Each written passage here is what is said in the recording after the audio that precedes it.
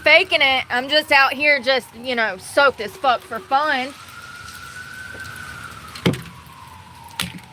Well, now I don't even have a bicycle or anything. No clothes. The only thing I own now.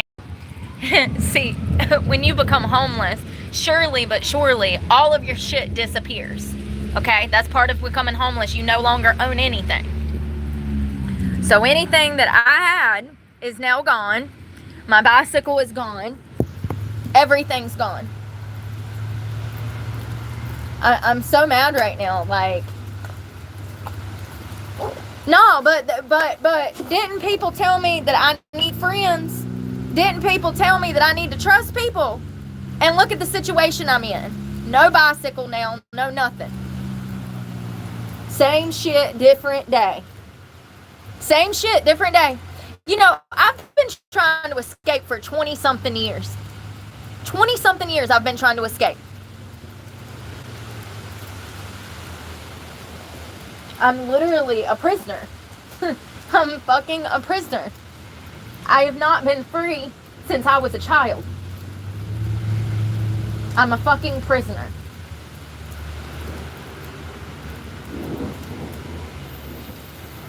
Probably always will be, because I have no way to escape being a prisoner. Society threw me back in that box when they called and got me fired from my job. Society threw me back in that box when they called and had me arrested for crimes I didn't commit, which, by the way, I just got those dismissed last week.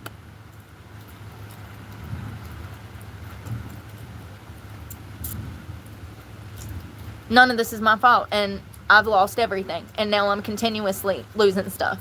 I just bought that bicycle a week ago. It was my means to an end, and now it's gone.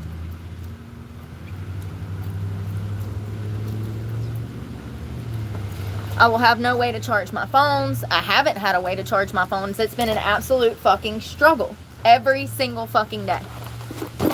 And things just got worse because I just got stuck in a rainstorm, and now I have no way back to my camping spot for the night, which means that not only do I not have any clothes, no nothing. I don't even have a half a bottle of water, no bicycle. All of that stuff is miles and miles and miles from here. And I have no way to go get it because someone said that they were going to come pick me up and they didn't. And now this has left me in a 10 times worse predicament.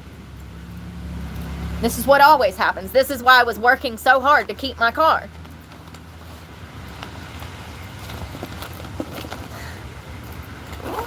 Why am I trapped here? Why didn't they just let me die? I died like 6-7 times. Why did they do that? I literally, if I'm angry about anything today, it's that they kept bringing me back when I died. Because this is hell on earth. Every person that I come in contact with is the same person. No one will ever convince me otherwise. They're all the same fucking people.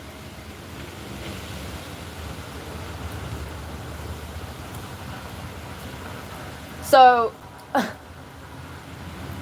not if I was doing fucking great to start with, because, clothes clearly don't fit. My shoes are fucking cut in half, Now I don't even have a bike to get from here to there. And the only clothes I have are these. Everything that was in my book bag got taken out yesterday so that I could wash it, and nothing got put back in it. So I have nothing. I don't even have a driver's license now. So much for getting a fucking job, right? Not that I was looking, because why would I do that? I already did that for 2.5 years. Okay? And I found a job and y'all got me fired. So, yeah, now I don't have a driver's license. I don't have a bank card. I don't have anything. I have nothing. There's nothing in this bag. It's empty. My bicycle, everything, gone. All I have is a dirty bowl, a battery pack, a toothbrush, and a hairbrush, and a little bit of protein. That's it. That's how the cookie crumbles. And that's how becoming homeless, lose your shit. This is how it is. Somebody said, oh, you can leave it here for a little while. Okay, well, thanks. So I do. And now that person's missing. So that means my shit's missing too. It's not like this person's a junkie. They're actually older. They're just a piece of shit. I'm telling y'all, every person I come in contact with behaves the same way. I've never got a different result.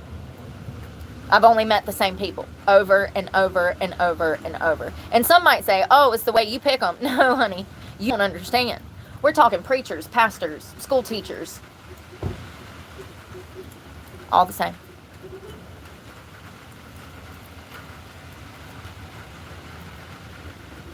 Business owners, House of Representatives, people in politics. I'm exhausted, you know. I'm exhausted from the same fuckers over and over and over. And, you know, I had no choice but to try to do something because, I mean, you see what it was like being out here in the city. I was stalked every day. I had people messing with me. I mean, literally had to file how many police reports. So I've been going off grid at night, and I figured I have to start trusting people. I'm going to literally die out here, okay? It ain't even been 2-3 days, homie. It ain't even been 2-3 days. And this motherfucker is already on some shiesty fake ass shit. I mean, it doesn't matter man or woman. I've already been able to decipher that if it's a woman, and at any point if my mere existence makes her feel some type of way about her existence, then it's gonna be hell, okay? And they turn cutthroat real quick when you don't feed into their buffoonery. You know, like the winery owner that was an alcoholic, and I refused to let her talk to me any old way just because she paid me a paycheck. It's shit like that I won't put up with. But guys, they try to come into your aura because they're perverts. So it ain't no better, men or women. The women are petty and the men are perverts. Oh, it's pee-pee. Humans are pee-pee. They really are. They really are. They suck so bad. So bad. So I don't know what I'm going to do tonight.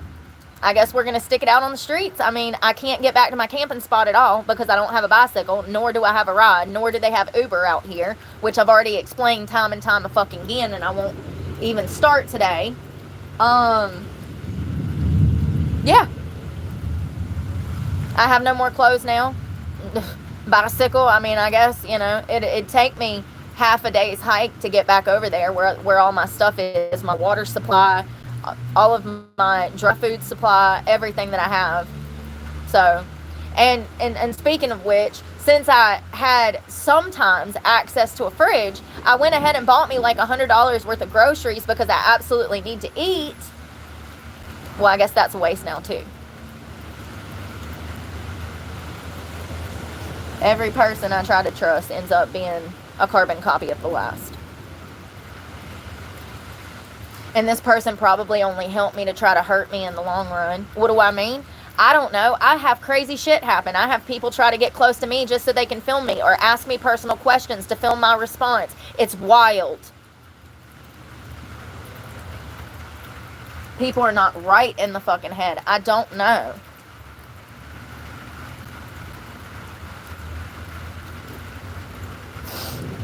I don't know. But it's really lightning, you know. I love that people care so much about me that they leave me in the thunder and lightning. You know, I would have had a bicycle, would have I not been told that I was going to get a ride out of here. You know, let's be reasonable right now. Me bicycling 20-30 miles a day for food and water would have been not only impossible, but I was going to end up in the hospital. So, you know, I had to make arrangements in order to have my things in one area so that I have food and water and a means to an end, right? All of that hard work for nothing. We're back at square one. Oh, except with no bike.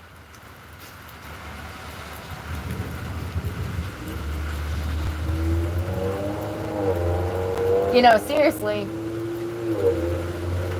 it could get a lot worse. And it probably will. This is the fucking reality.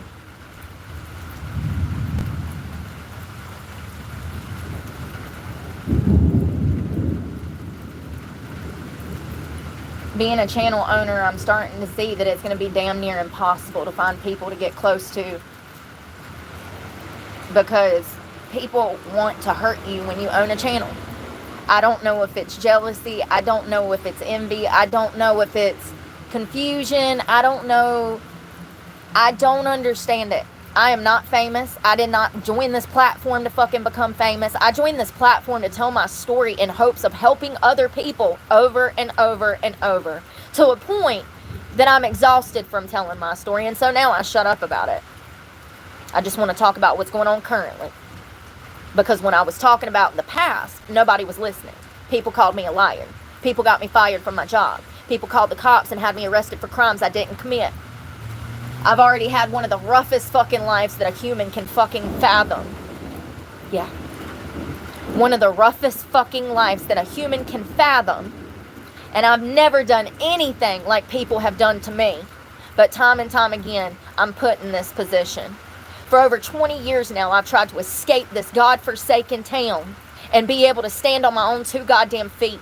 And when I was this close with a $1,300 check in October of last year from Google, when I was this close, a lie sent me back to jail after almost 10 years of no fucking trouble, and everything was twisted around on me. And here I am, back in the same goddamn position that I was trying so fucking hard for 22 years to fucking escape.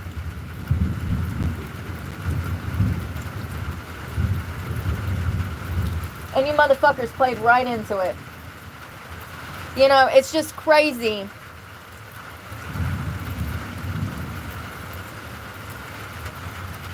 It's crazy that all of this bad shit has happened to me. What's even crazier is that I try to talk about it and motherfuckers want to victim blame. You ain't gonna do that around here. You won't be here very long. I know what I've been through. I was there. You weren't. Matter of fact, there's a fucking record of everything I've been through, from foster care to molestation to physical beating to being raped to being trafficked to the deaths to me dying. There's a record of it all. They had to bring me back. EMS records, hospital records. Everything I speak of, there's a fucking record for. From the foster care system to my bicycle being missing all of a sudden this afternoon. And it's not missing. I know exactly where it's at. It's at the woods with my shit, but I can't get over there. I would have brought the bike if I knew I wasn't going to have a ride back, but it looks like I ain't got no ride back. So, yeah, you ain't going to come around here victim blaming me. I've had one of the hardest motherfucking lives that a human can fathom. And I'm a better person than most people out here. But society will lie to you and say otherwise because they hate themselves. And they know that I see through their bullshit. And they know that what they're doing is wrong. So they want to deflect on me because I have a criminal record from over 20 years ago. It's crazy. It's pathetic. It's pathetic.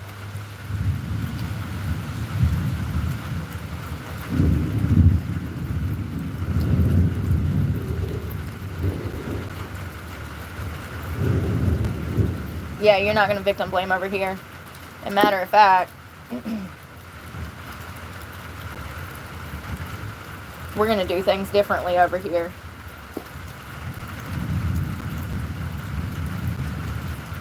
Way different. Rationally. With common sense and care.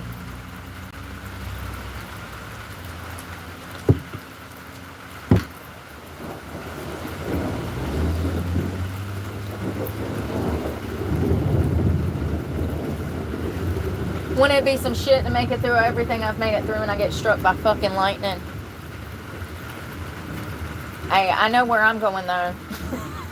Bring it on. I've been begging. Please fucking strike me dead. Do me a miracle, please. Get me out this shithole. Y'all, tell me why I was in the gym and this lady was in there. These old ladies was in there doing a personal fitness session. I really think that they pay for companionship. because their female instructor and them were just hanging out the whole time. I do. I think that these little elderly women around here pay for companionship from their PT, which there's nothing wrong with that, but there was a lot of tea being spilled and no working out going on, and so I was like, I bet these little old ladies just love to come in here and shoot the shit with this girl every week. I mean, she seems like a nice girl. You know what I mean?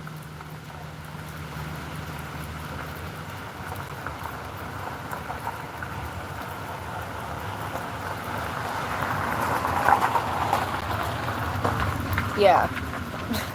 I was like, this is different than Florida.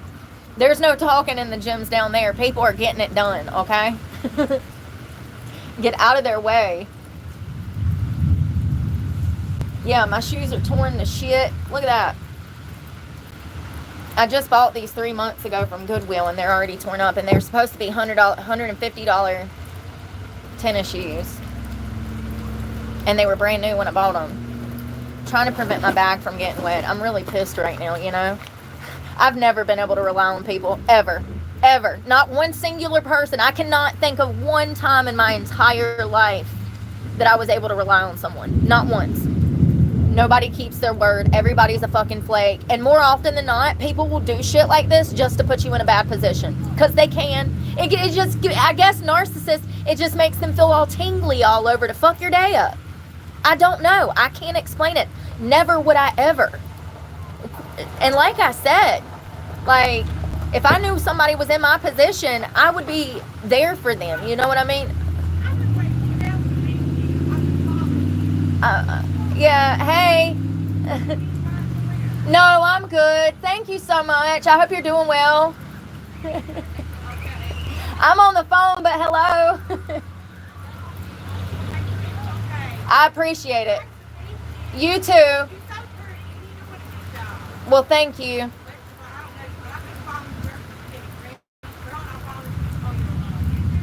Oh, yeah.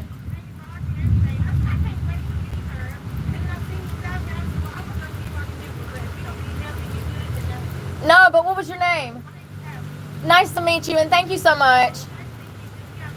You too. Y'all be safe in the rain. Bye. Oh, that was sweet. So she pulled up. She said she follows me. She said she was wondering if I needed a ride. Thank you, Tabitha. You're so sweet. See, and this is what happens with PTSD. This is what codependency is. You can't trust new people. You run back to old people that have constantly did you fucking wrong because, well, I guess you know what they're going to give you. New people sketch you out even more. Ain't that fucking sad? And you're trapped in the fucking cycle.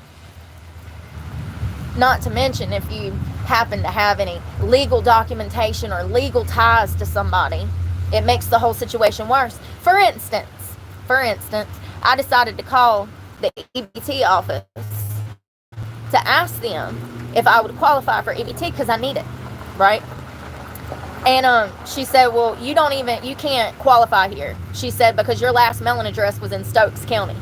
I said, ma'am, I had food stamps in Forsyth for 6 months or a year back in 2024. I said, I stopped getting it at the beginning of 2025. I said, I actually don't even have my card. I cut it up and got rid of it because I didn't know, you know.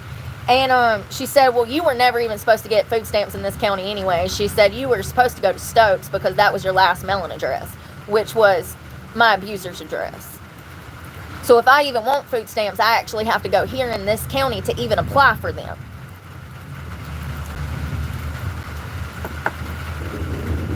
So I'm tied here. I can't just up and go somewhere else and get help. And y'all, some of y'all, I know that some of y'all, maybe some of y'all just don't know. Maybe some of y'all just don't know.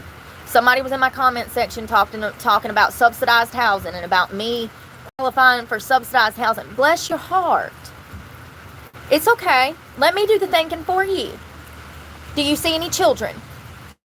Oh, I don't qualify. I'm not elderly. I'm working able. I'm an able-bodied person. I don't qualify for housing, honey. Most adults don't. There's only specific circumstances that a able-bodied adult would even qualify for subsidized and or low income housing. You gotta meet the criteria. I don't. I know I'm homeless. I know, bitch. I know. That's what I said. I'm homeless. That's what I said. And she said, well, you ain't got no football team of children, honey. I said, yes, ma'am. I know. And you also ain't on no Social Security. I know.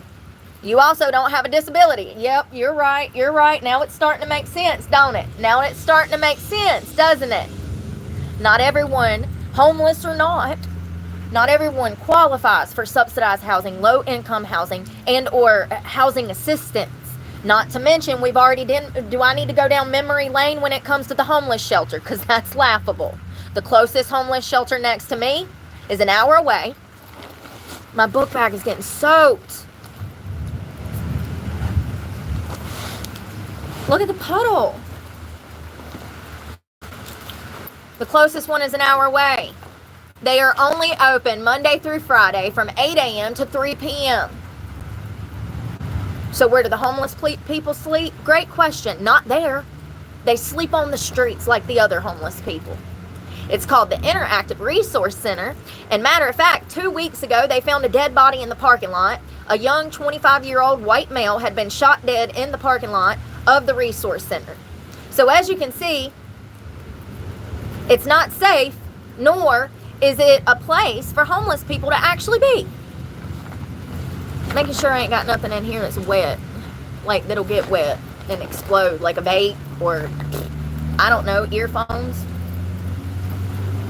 I'm not even joking. There are no resources for homeless people. It is a lie, you guys.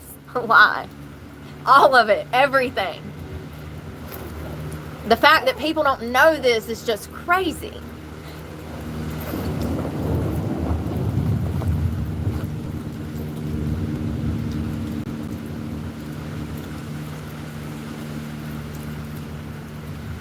Look at this beautiful girl. Look at this beautiful girl. And I'm going to shout this girl out because her channel's doing pretty decent, but it needs more. Look at this beautiful girl. Her channel is called It's Not Quite Van Life. She does not have a van. She's actually homeless like me. We are the new faces of homelessness. This is not 1965 anymore. Fortunately, we have resources nowadays, whether it's the river or a gym membership. In my little town, we have a rec center where I can pay $4 to wash up if need be. We are the new faces of homelessness. Specifically because we simply cannot afford rent. Back in the day, in the 60s, 70s, and 80s, those bums chose to do drugs and drink. Us bums simply can't afford rent. I make money. Not very much. But I make enough to make a truck payment or a rent payment. Nothing else would be left over, about $1,000 a month. This girl ran away from home at 17. I'm willing to bet that that's her business, but I'm willing to bet probably had something to do with abuse in the home. This is the same thing I did when I was her age. I was 16 and I got missing. People are not asking her how she survives in the desert heat or the winter weather. They were talking about how perfect her hair was and how she has to be faking homelessness. It's so reminiscent of my channel, where people are so concerned about things they shouldn't be, instead of being supportive for me. The way that they live out of their backpack and their hair looks amazing.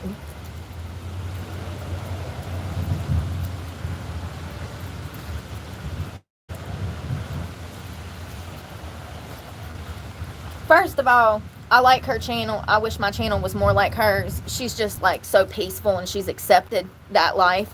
I think she's been homeless for about 2 or 3 years now. She's probably like 19, maybe going on 20. Apparently she goes into the city for the summer, and then in the winter when it gets cold, she goes out to the desert where it's warmer. But you all know the conditions in the desert are just like the conditions out here in the mountains. It's dangerous. You could die. Apparently she travels with a bunch of nomads and they all hang out together and help each other. And the issue with that type of life is that a lot of those nomad traveling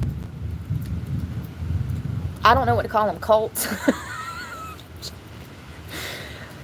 The problem with that is there tends to be, because of the younger crowd, there tends to be some drugs involved. And so this is why I stay away from homeless encampments like that, because even if the majority of people are not doing drugs, you always got that 1 or 5 loose heads that are out there doing meth in the middle of the night. And I don't hang around people, much less people that do drugs, okay? So I don't want to be in a homeless encampment. I don't want to be in a campground. I don't want to be in a homeless shelter. That is where your recovery is going to be on the line. You are better off by yourself, trusting 1 or 2 people, you know, somewhere to have a fridge, somewhere to cook your food, somewhere to wash your ass. Like, you're going to have resources in order to make it. And as you can see by my current circumstances, people are not reliable. People want to play with your life. Your income upsets you. I don't understand you guys. I don't at all. I explain to people, listen, here's the thing. All right, let's say somebody wants you in their life, right? Let's say some girl is like obsessed with you. I'm obsessed with you. I want you in my life. Come in my life. Would I not do anything and everything to make you happy, to try to not love bomb you, but show you my better side so that you would want to be around me? Am I crazy? Because see, if I want to be around somebody and I want them to want to be around me, I'm going to be sweet as pie and accommodating and try to help them in any manner that I can so that I can lighten their load and be their rock in some manner. But you know, it's crazy because I've never had a singular person in my whole damn life do that for me. Not one person bend over backwards to make me happy. Not one person can. I don't know how can I put it in a concept? Put it into a concept, Brooke. All right, I got it, I grasped it. I love to cook, right? And there's been people that I've dated in the past, and I would get off of work early, or I didn't have to work till that night, and our schedules were opposite, and I would go out of my way to cook this lovely dinner and, you know, dress the table, have the candles going, and so many people were unappreciative of shit like that. Like, come in with a bad mood, not even give me a kiss at the door, and then you see that I've like cooked this dinner and you can't even be appreciative of that. Not only did I cook you a dinner, but I also packed you a lunch for tomorrow, and you literally come in a bad mood, starting an argument, and the night just goes to shit. So many times I've had that happen, and it's crazy to me. Crazy. You know, I was about to say, why would somebody do that? I just think that people are narcissistic. I think they're ungrateful. Why would somebody do that? I don't know. I know I could never do that. And quite the opposite. If I see that somebody has went out of the way for me, which nobody ever does, I'm not even joking in the slightest. If I saw that somebody had went out of their way for me, I would want to be more accommodating and like bend over backwards to make them happy for being so good to me, you know? It really sucks. It really sucks to have this extremely caring side, because I go from 100 to 0 real quick, you know, or 0 to 100. And like, I'm on both ends of the spectrum. Like, I'm the most sweet, caring person you'll ever meet, but I'm also the bitch that might slit your throat if you cross me the wrong way. So it's like I can go from one extreme to the other. It sucks to have the desire to want to be kind and sweet and completely just a dandelion, and have to be an actual line because of my circumstances. And also, you know, people are changing. They're a lot more sensitive and soft than they used to be, and I'm extremely rough around the edges. Oh crap, I forgot to close that. I did do a small workout, but it was nothing to brag about. I'm just pre-mensing so bad, like, and then I didn't have my nicotine patch, and I've been doing so good on those. That's what I'm saying, like, I don't know, man. I just don't get enough credit. I really don't. I really don't. You know, it's so crazy.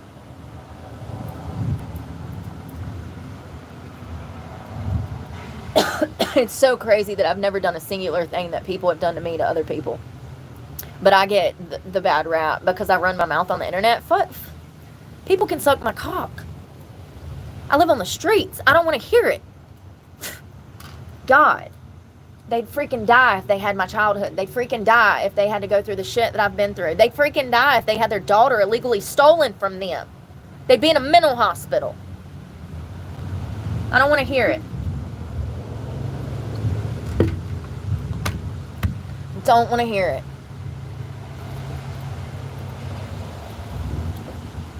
And then the whole Planet Fitness thing, and then the truck thing, and my job thing.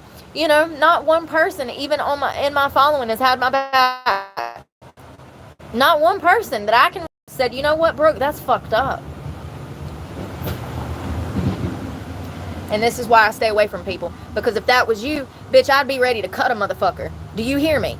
Bitch, we ride it down. To where? Whoever got you fired to house. And this is why I stay away. This is why I'm a felon. Because I'm real. Yeah, that makes me real.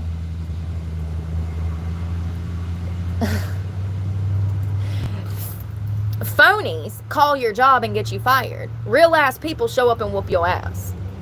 Fake people are scared and they act like cowards. They can only be petty and passive aggressive. Real people will punch you in the throat. I miss those days. Take me back, please. Please. You know, there was a lot more respect back then. Not only did people respect each other more, but they respected themselves more. I think that I petition for them to graduate and receive a diploma and a throat punching at the same time. Hear me out. Hear me out. If they come off the graduation stage and we're like, here's your diploma. I just think we should try it at like 2 high schools and see if those people act more mature and like adults and ethical than the ones that don't get throat punched. Let's do a study in a small town. Oh, welcome to adulthood, throat punch and diploma. You graduated. Congratulations. Fist to the throat.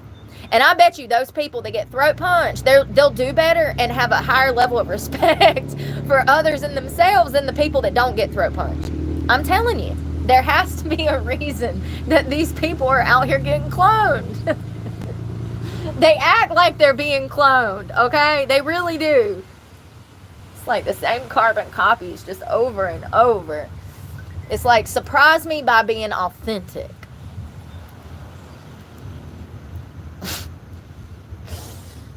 Can't do that, boss. Being authentic puts a target on your back in today's society. It really does. Going against the grain, that's being authentic. Anything outside of going against the grain is a sheep. I don't make the rules. It is what it is. Either you're a follower or you're a leader. You're a sheep or you're a wolf. I don't know. I just know that I don't make the rules. It is what it is. I feel like you can't really have a happy life unless you go against the grain and you completely rebel against this bullshit. This made up bullshit. They made all this shit up and it sucks. Their blueprint sucks. Look at this world. I don't want to be a part of it. I wanted to be a part of it for like 2-3 years, remember? And I fought hard. I fought hard. Yeah, I don't know what I'm going to do. I guess chill out here, you know. That's what I'm saying. I can't trust anybody to take me over to that spot because all of my stuff is there. And if, Lord forbid, somebody found out where it was, then I would lose everything that I've worked so hard to hide there. And I just, I don't trust people at all. It's just, you don't understand. You don't understand. Every singular person I've ever tried to get close to has fucked me over. Every single one. I really think it's because they know that I'm incapable of doing that. Even after they've done something wrong to me, I'm not a vengeful person. I actually let it go because I'm probably stupid. I think it's codependency, I think that when you care about somebody and you love somebody, you forgive them, and you shouldn't. You have to cut people like that out of your life. I've talked about this time and time again, you know. But I'm in the situation where, what am I supposed to do? What am I supposed to do? Like, things go from bad to worse every single day. Every single day. I don't know what God wants from me. I don't know what, you know, I don't know, man. I really don't. I really don't. And I'm to a point where I don't care. Like, I would, you know, if I had a way to charge my phones, I would sit on the fucking curb every day and just talk to you guys all day. Because that's where I'm at in life. I've completely given up. The only thing I care about is working out and eating.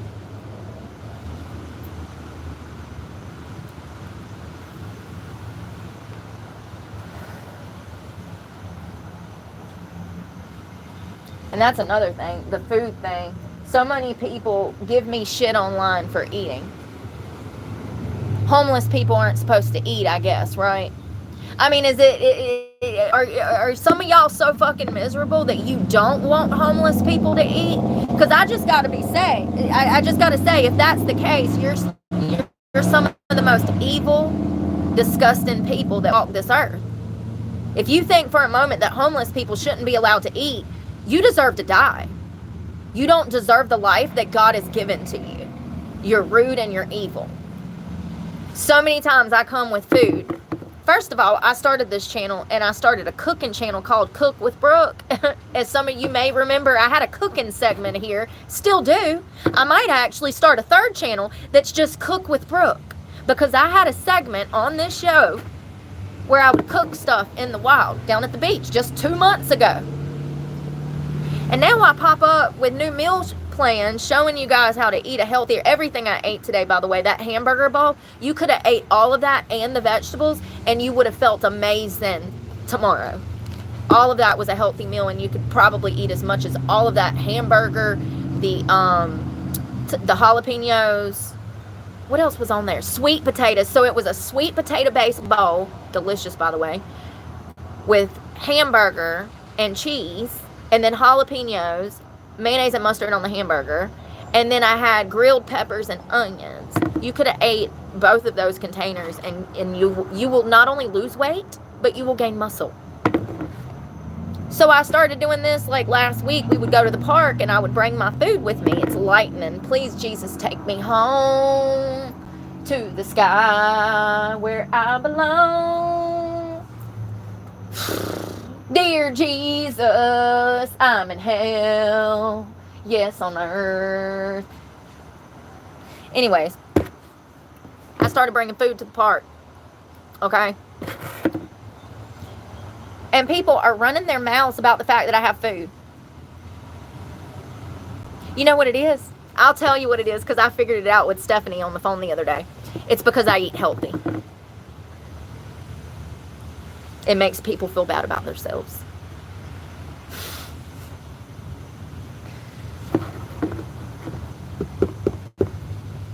She said that she noticed that they really go in on me when it's something like a salad or super healthy, like something with the salad and the kiwi. They really go, the more bougie or healthier the meal seems, the more they go in on the comment section. That is what my psychologist said from watching my channel. She said that they were trying to push me back into an eating disorder. I said, damn, you're good, girl. You are so fucking good. Let's dig our toes in and come up with more recipes. So that's what I've been doing. Because I picked up on what my own following, by the way, what my own following was trying to do to me by mentioning the food. See, I've told people in the past that it is a trigger for me to talk, for people to talk about my food. For a lot of people that suffer with eating disorders like I do, for people to, sometimes people will try to control you by controlling your food and your mood, because they know that your appetite is closely related to your mood. It's actually something that narcissists do if they know that you suffer with an eating disorder, right? They like power control, sometimes even over the physical aspect of you. So Stephanie picked up on that right away because I talked to her about that. You know, it really bothers me that people think that I should not wash my ass, that I should not have a clean shirt, that I should not have a blender bottle and protein. You see my priorities, right? This is what pisses people off. It does. They want me to get a damn tent, homie. I need a tent. Screw this protein. Screw this food. I should have bought a tent. You know what I mean? Remember? No, I brought it up. I said it really bothers me that I can't even be grateful. You know how many times this week I've had my lunch packed? Every day that I did that, I filmed it. So it was what, 2 or 3 days this week I was able to have access to a kitchen and film that for you guys.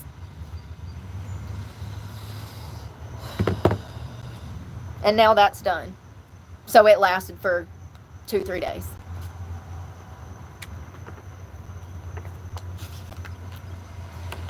I wish that people that actually care about me, I wish that y'all would see that I have literally had every single person in my spectrum aura out here trying to harm me because of my channel. As I said, I don't know if they're jealous. I don't know if they're scared I'm going to tell their secrets. I don't know. I just know that being a channel owner, it has made everyone, and as I mentioned earlier, it's not like I have a great track record of people being loyal to me. No. People come into my spectrum to try to use me, okay? Let's not forget that I used to make 6 figures. But yeah, I'm being for real. So I already have a bad track record of, it's just got another hole of trusting people. Everybody I trust does me dirty.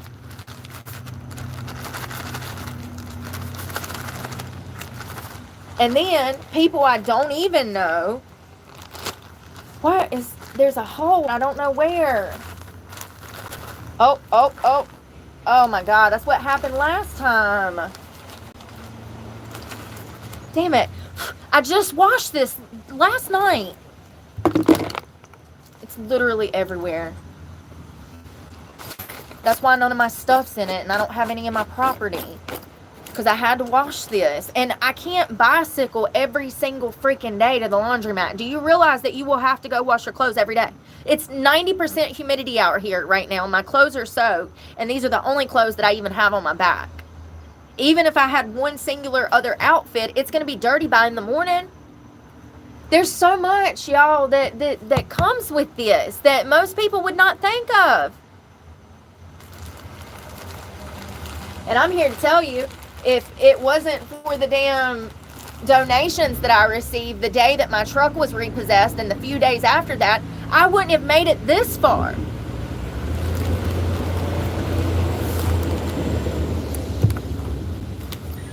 Like, Jesus, it's been absolute hell. This is everywhere. It's literally all down in there now.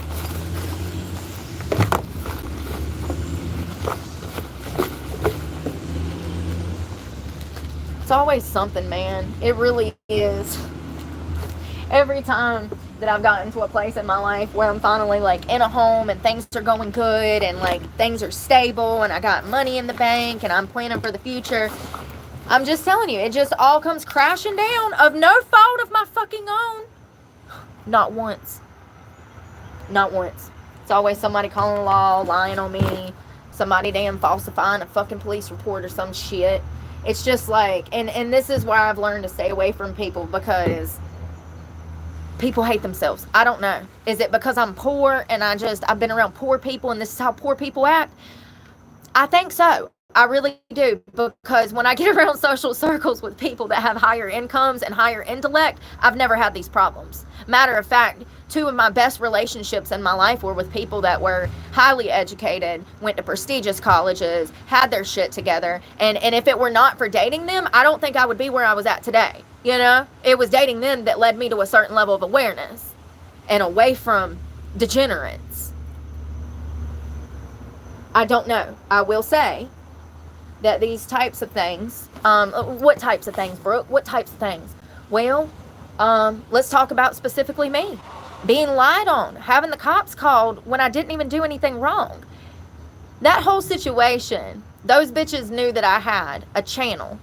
The bitches at Planet Fitness, they knew I had a channel. I didn't know that they knew I knew that I had a channel. So that was a personal attack. They were coming over to antagonize me, to try to get a reaction. They wanted me to get in a fight with them. They wanted me to lose everything. That's what I'm talking about.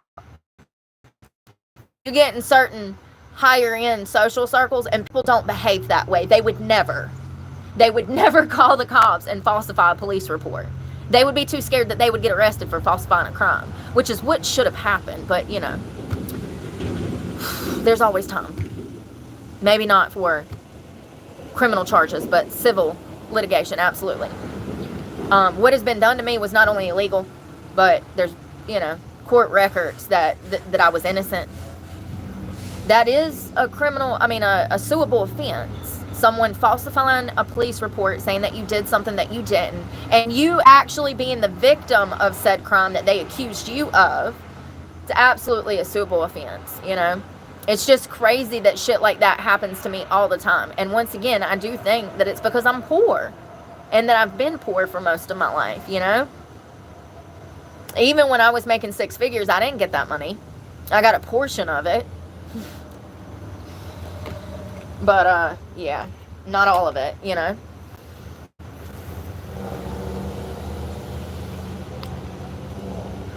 Well, I think it's going to quit raining. If that's the case, then I can start walking.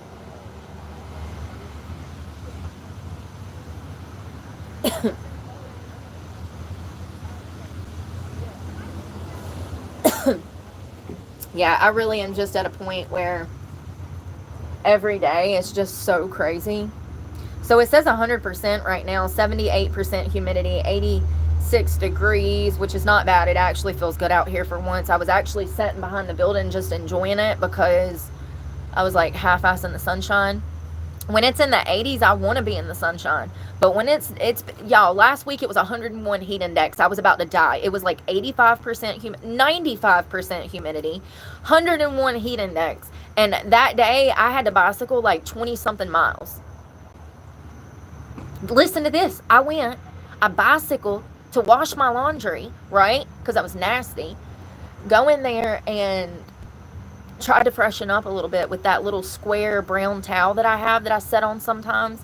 I use that to dry off with if I get out of the river. It's just a house towel for like the kitchen. Anyways, I washed up in the bathroom a little bit, washed my clothes, bicycled out of there, and later that afternoon I had to go to a different laundromat and wash this book bag because the straps were so nasty and sweaty you could smell me coming from a mile away. That's another thing. All of the clothes that I have reek. I know that I wash them like 2-3 times a week. I don't know if it's being outdoors. I don't know if it's because it's hot and the clothes just hold smell. I don't freaking know. But like this brand new t-shirt, it reeks. Even if I wash it, I pull it out of the wash, it stinks. Everything stinks. Doesn't matter how much I wash it. It doesn't matter where I keep it. The humidity levels are so damn high. It doesn't matter. It's just that I wear the same thing so much and it's so hot that all of my belongings reek. I'm sorry. How am I supposed to find a job when I walk into a job interview and the interview is immediately over because of the smell? Most people would never even give thought to that. Have you ever stunk and been nervous about how you smell? Now imagine having to bicycle. I don't know. If I was going to look for a job, I better start looking in Greensboro because there's no jobs around here. So I would have to bicycle for 2 or 3 days.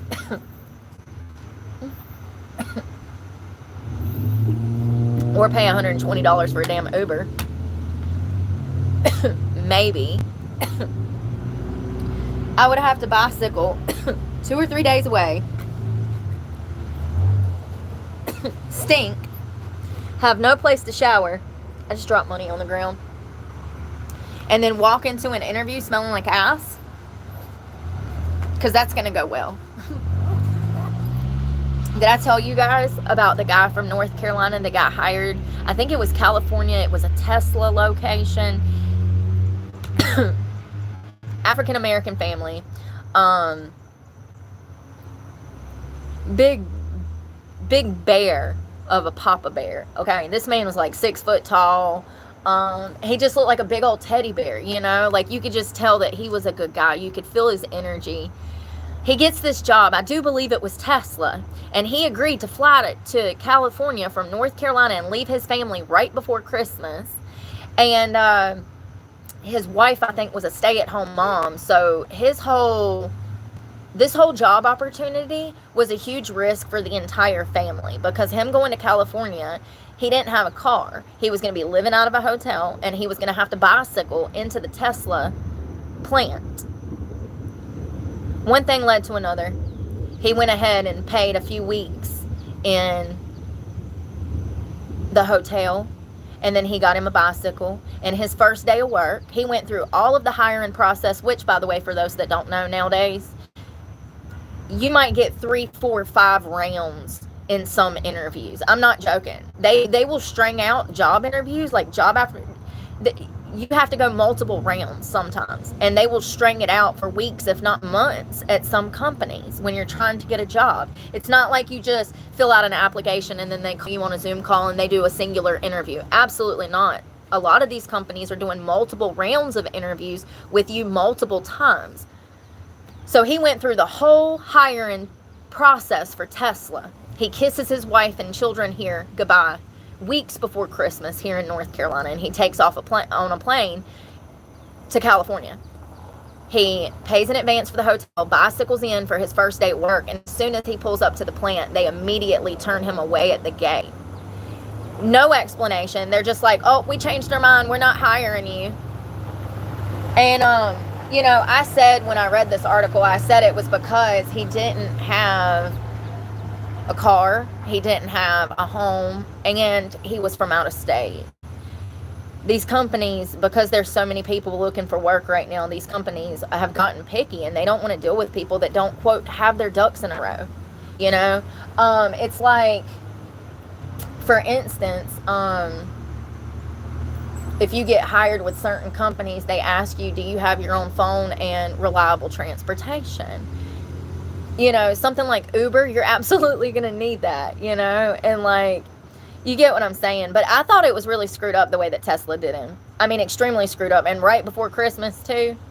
I mean, to get him all the way out to California and let him pay weeks, you know, because they had him scheduled to like train and then work, and he was going to be gone for weeks or months. And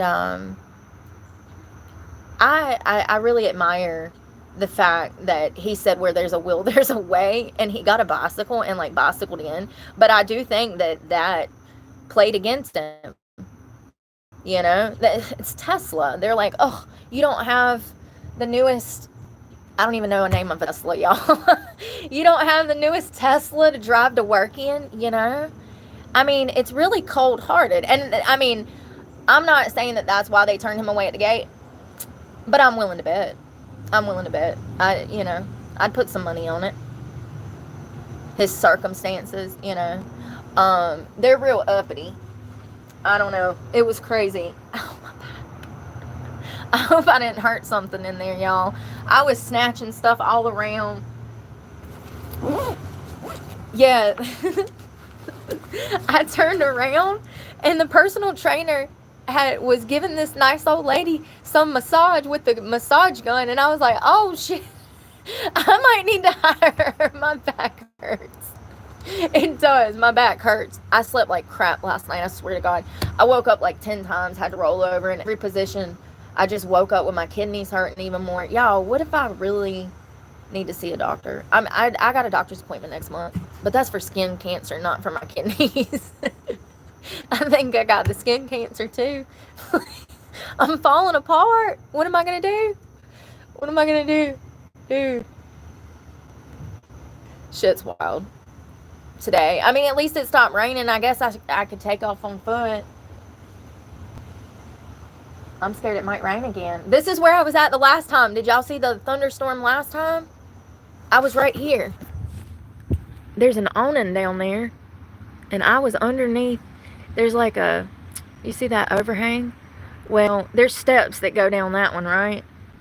I think that place used to be the YMCA, y'all. I'm not sure, but I know that everybody that works in there is extremely nice and helpful. And yeah, I do though. I think that the little old ladies around here value the companionship, you know. We need to start a bingo night, girls. Oh man, I do. No, they were working out and stuff. I was actually surprised. There was one lady in there getting it. She had that whole 45 bar. She was, the girl, the PT told her, she was like, do it like this. And that lady stepped up and she nailed it. She literally, like the first time the PT told her how to do it, she nailed it. It was almost like she had to have done it before. I mean, she done it so good. It was that 45 bar where you take it and you row with it, you know? And hell yeah. I saw them out here walking and stuff too.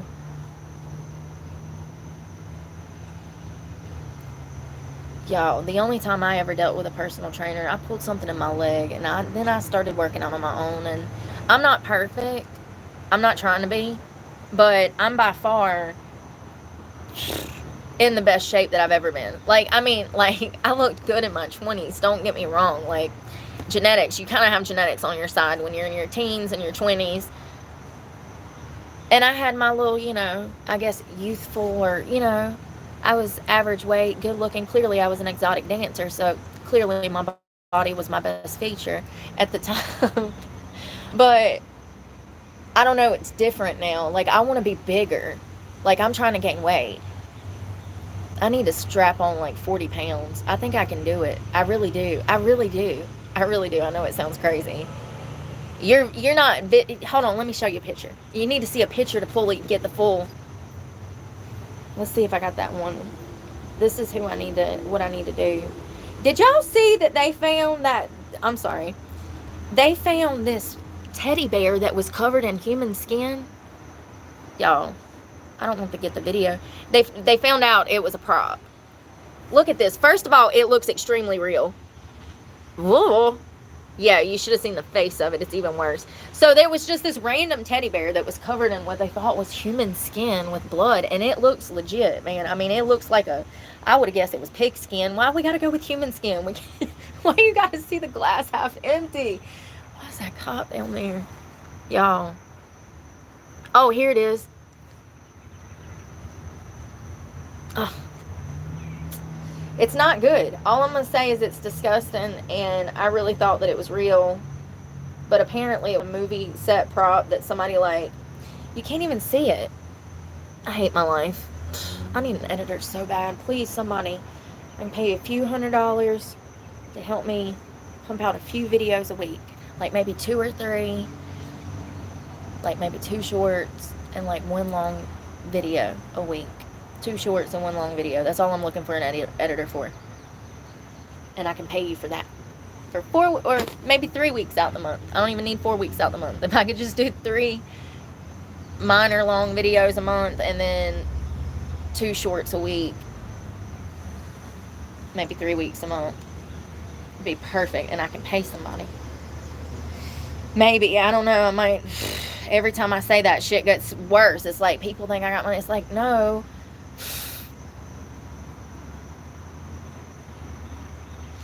All I'm going to say is a lot of people don't understand the concept of business at all. You got to spend money to make money, honey. That's another thing that eats me up. My cell phones. That's what I told Stephanie. I said, girl, am I the dense one? What am I missing? If I don't have my cell phones, then I can't make money. That's how I stream. And then people want to say something about me streaming. Like, no. Hold on. Let me start over. Because the internet contradicts itself. If I go take some time off, then people are like, why are you missing? What are you up to? Da-da-da-da-da-da. You know? And then if I'm here, then they're like, oh, you're filming all the time. So I can never win. You'll never win with the internet. Okay? You'll never win. It's crazy. They contradict. Oh, remember when they're like, oh, what's your OnlyFans, girl? And I'm like, that's degenerate. Don't ask me for that. I don't have that. And then all of a sudden, now I'm too old. Like, but wait a minute. Hold up. You just was asking me for my... Y'all don't even make sense. You know what I mean? You know what I mean? Yeah.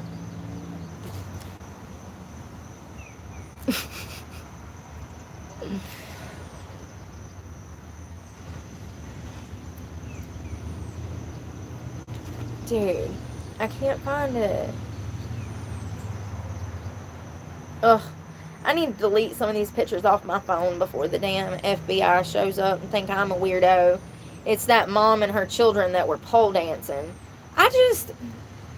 This is why I'm the problem. Let me mind my business before I piss some pole dancing mother off that's exploiting her children on the internet for clicks and views. I'm gonna shut up. I just don't agree with it, y'all. I'm sorry.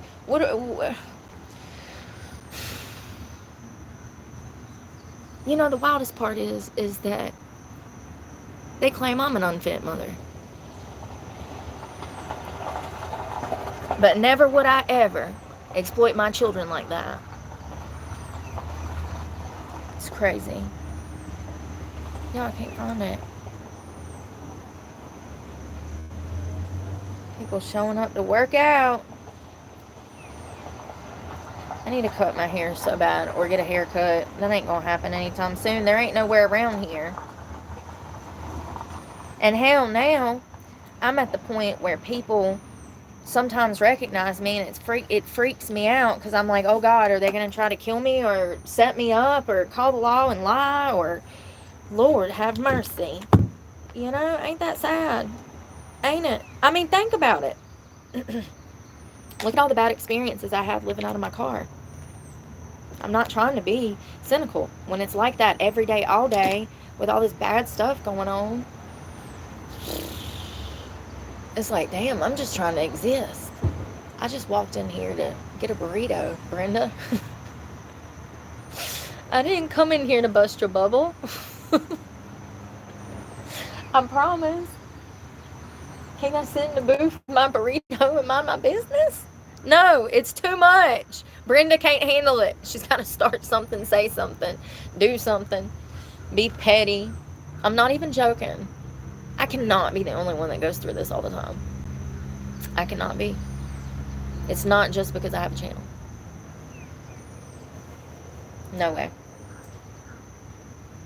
I think that people just are petty, and people deal with the petty, and that's crazy to me.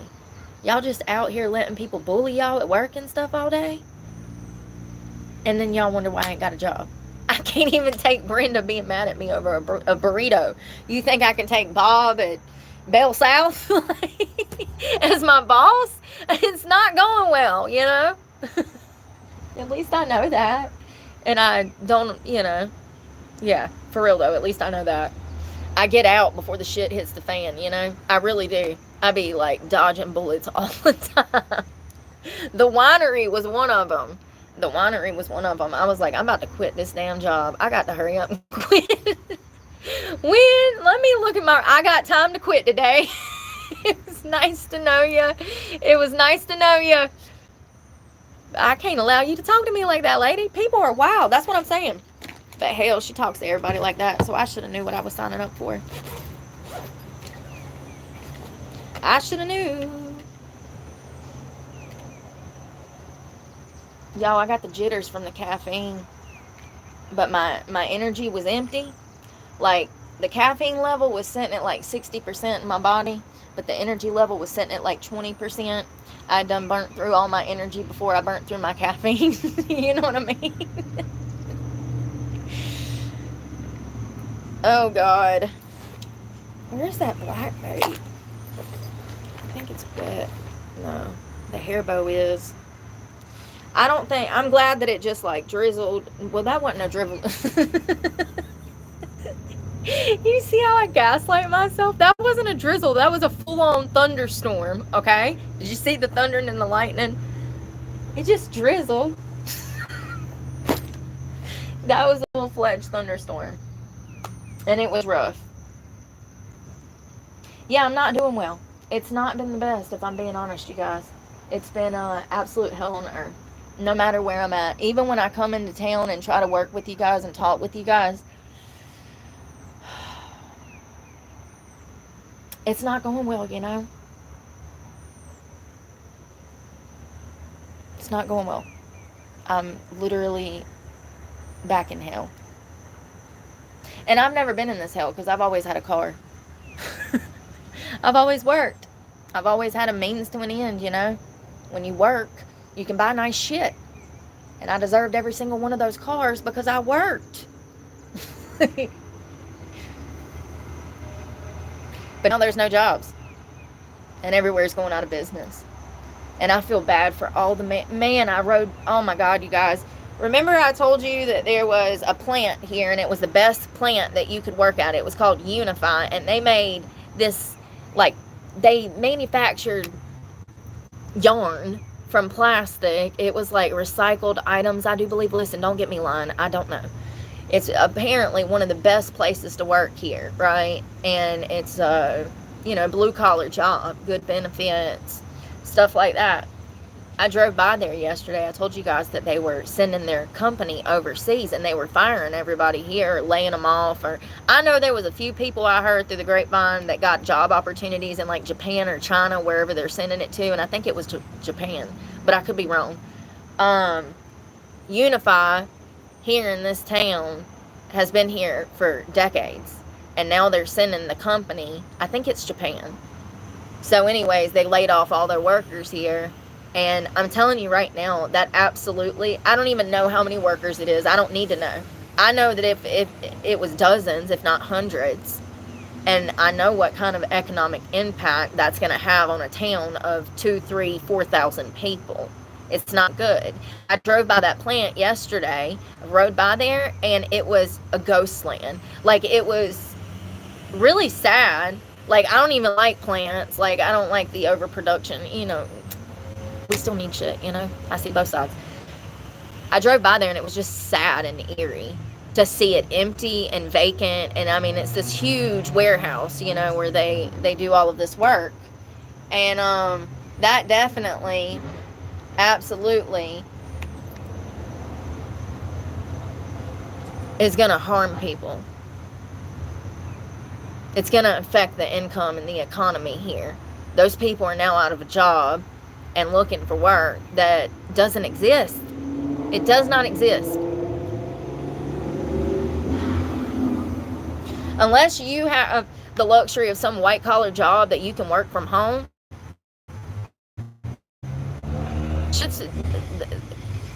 The world's changing, y'all. Like, it really is. It's changing. Jobs are disappearing. It's crazy. It's absolutely crazy. The hell that I've been through in the past almost 3 years looking for work, I can't explain what the hell has happened out here. I just know that this is some kind of job market that I've never seen in my entire life, and I don't know what's going to happen going further because there is no opportunities anywhere I go. I was in West Virginia applying for jobs on Indeed, like, you know, Florida, like working with staffing agencies. Is it my record? I think that that's probably the case. I think that it is. And I think that a lot of people look at me and they're like, oh, she's a pretty girl. She's pretty intelligent. Somebody will hire her. And they pass that app on. Or they just, so many ghost jobs that I went to too. Like, people would call me and be like, oh, we've already hired, or, oh, that job doesn't exist anymore. Or I'd never hear anything back at all. Like a literal ghost job. They'd completely ghost you. There's more beef than hired, more people being laid off than jobs being created, more companies going out of business, like literally bankruptcy, indefinitely closing, you know? I mean, COVID we're still seeing the aftershock of COVID, in my opinion. And it's not good, man. It's not good. None of it.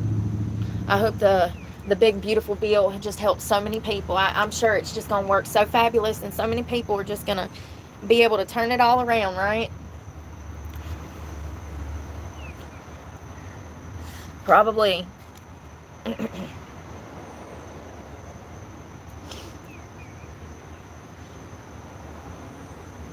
Y'all, it's raining so bad. It rained so bad. It's raining. Cats and dogs, can't you see? It rained so bad. My ADHD, listen, I need to learn to shut my mouth and I pick my phone up because I keep talking and my phone is in my hand. Hey, that's probably the prime time to ask me a question, you know. I'll tell you the truth. It's going to flow out. Let's see here. 85. It's supposed to rain. That's what I was trying to see. It's supposed to rain a little bit more at 5. I'm so mad that I washed this bag and it's wet. I'm pissed. Pissed. Do you hear me? Pissed.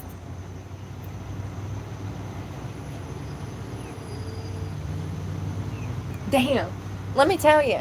So I was in the gym and went to walk in the bathroom and damn smacked a kid in the head with the damn door. I can't win, okay? I didn't know. That's like the second time in 2 weeks I've done that to a child. Listen, I do it to myself, swinging doors, so I don't even, listen, I can't even protect myself because I'm clumsy.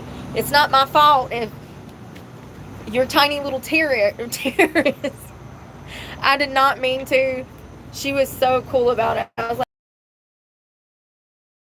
hey, y'all know me. I'm so sorry. I don't know how I do. Y'all have heard me.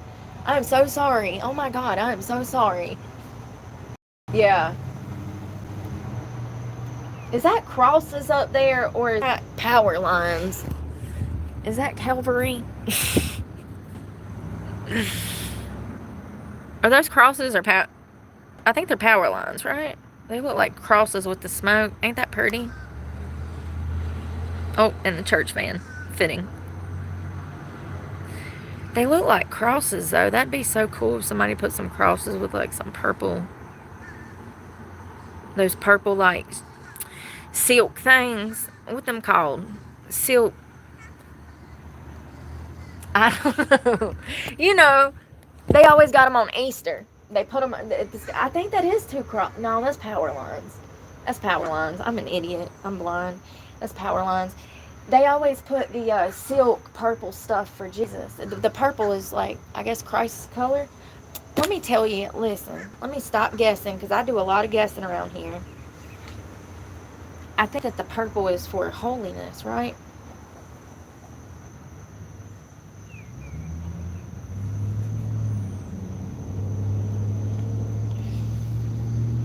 Alzheimer's disease. What? What? No, Jesus. Wow.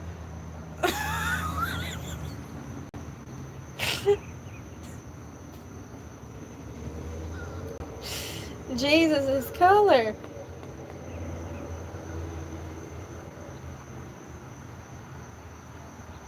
Oh, I'm about to sneeze.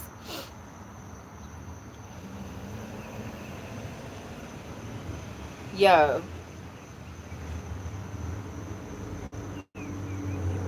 Why is this? I swear to God, anything about Jesus, Google just fights me on.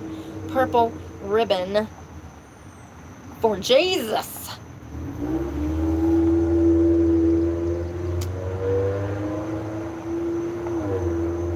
Lent. Often during Lent to symbolize Jesus' royalty and kingship, also to represent his suffering and death. The color purple, historically associated with royalty and wealth due to the expensive dye needed to protect it, was used by Roman soldiers to mock Jesus as the King of Jews. During Lent, purple is also used to signify penitence, humility, and sorrow for Jesus' suffering.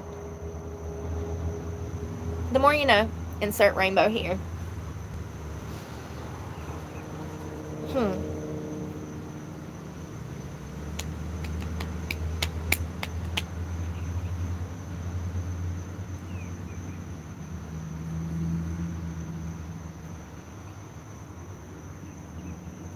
During the Passion Week.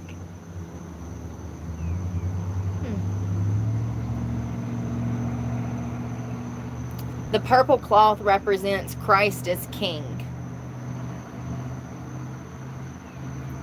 I knew it was something. Yeah, somebody come over here with me and let's string some purple stuff up on these power lines. That would be fun. That's the type of stuff I want to do. Oh, you think I go to jail? I mean, if I film it, at least if that's the worst thing I do, is try to throw some purple ribbon up there. I think we'll be alright. Y'all don't know what I'm gonna do. I need to either A, start walking, or B, stop talking. You know what I mean?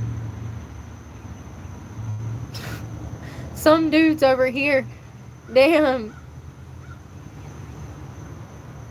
requesting money from me. I just had to block him. What the hell? Oh. Imagine hitting some homeless girl up, asking her for money. People are wild.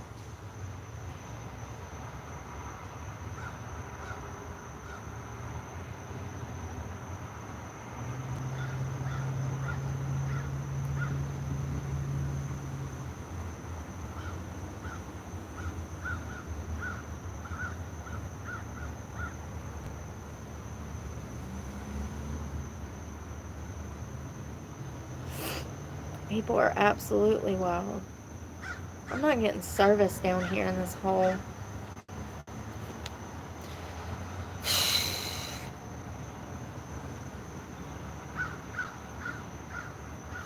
I don't know what, like, YouTube wants from me either. Like, they work against me so much. That whole bullshit with my top last week was ridiculous. Like, I mean, absolutely ridiculous. I didn't deserve any of that. And do you think that they try to help me with anything? Like, absolutely not. They know exactly what's going on. There's someone somewhere that knows exactly that my page has been stalked, that this guy is stealing my content, that these people have been stalking me, trying to lie on my channel. And YouTube does nothing to stop that. No, they're just trying to stop me from filming myself as I'm bicycling for my resources, and then they banned my channel for a week. They did. They banned my channel. They said that I violated the sex and nudity policy on YouTube. I was in a bikini top, the same bikini top that I have on today. It was crazy. So my channel got cut off, and then I appealed the decision. And the next morning I woke up, it was back on. And I've been waiting all week to get my computer. I guess I'm just never going to get that, you know? Like, it's just one thing after another. People disgust me. They really do.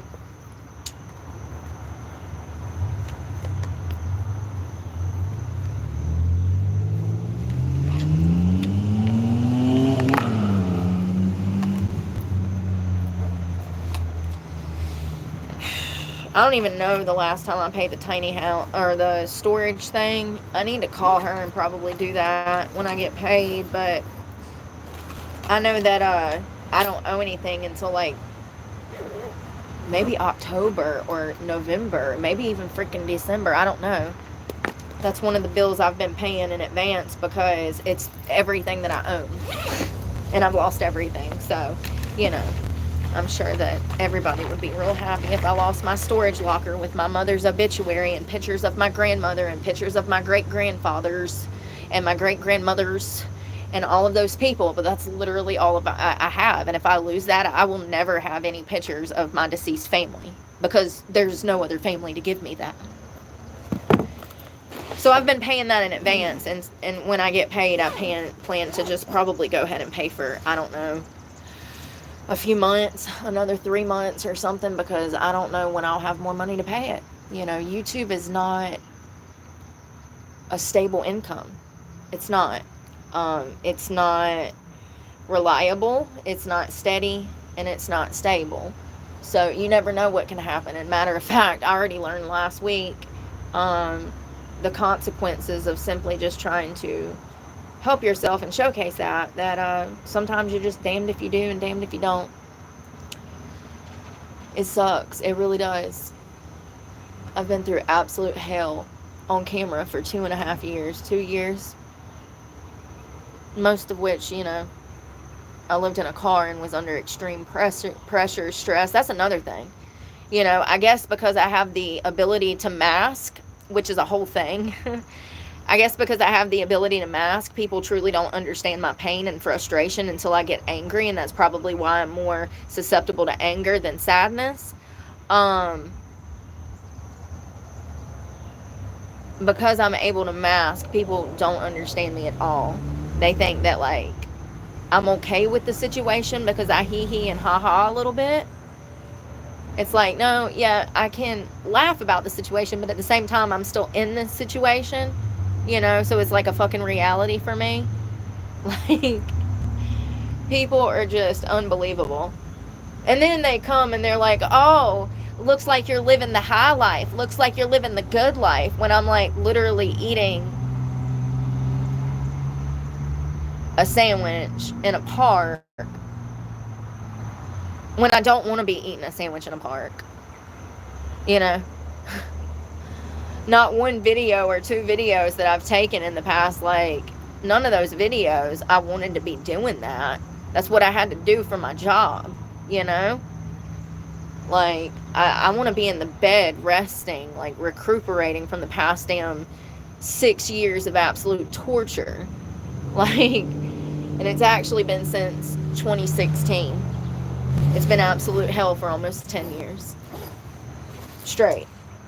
And not one singular thing was my fault. I know. Listen, when I stab people, I say, hey, it's my fault. When I got a DWI, I said, whoa, I probably shouldn't have been drinking. You know? I will always admit when I'm wrong, but I cannot admit when I'm not. You know what I mean? I can't say, oh, I did that when I clearly did not. It's disturbing how much people want to hate you so bad. They want you to believe their lies and their storyline, and you know, none of these people were there. I was. It's crazy. This thing is dead. Of course it is. I was supposed to have a nicotine patch, but you know, every time I do good, somebody comes along and fucks up all my plans. It's like, oh, okay, this again. Yeah, no consistency, no normalcy, no stability. It's just toxic drama. I mean, I don't think I've ever had any stability in my entire life, if I'm being honest. You know, from foster care to this bullshit. It's the same shit, different day, different way, you know? It's crazy.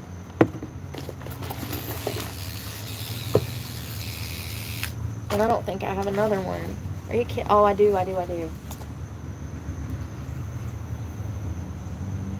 My back is killing me. Sitting on this plastic thing.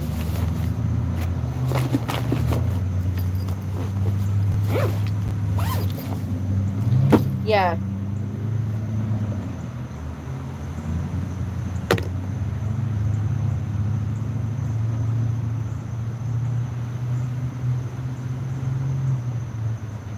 This one's dead too. Dang it. Are you kidding me?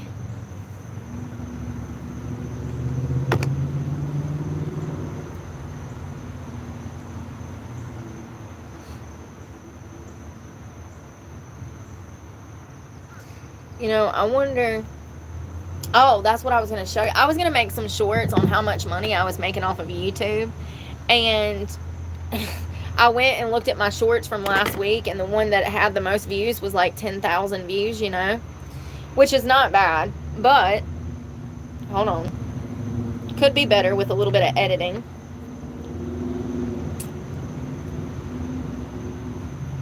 So it's 11,000 views.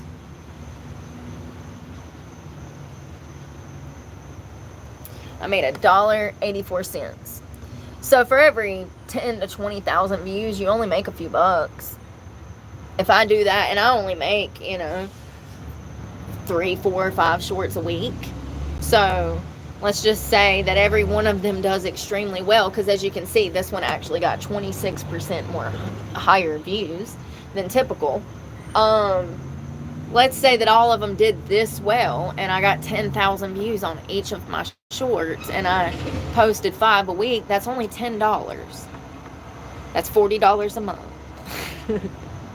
You see? And people really be like, where'd your truck go?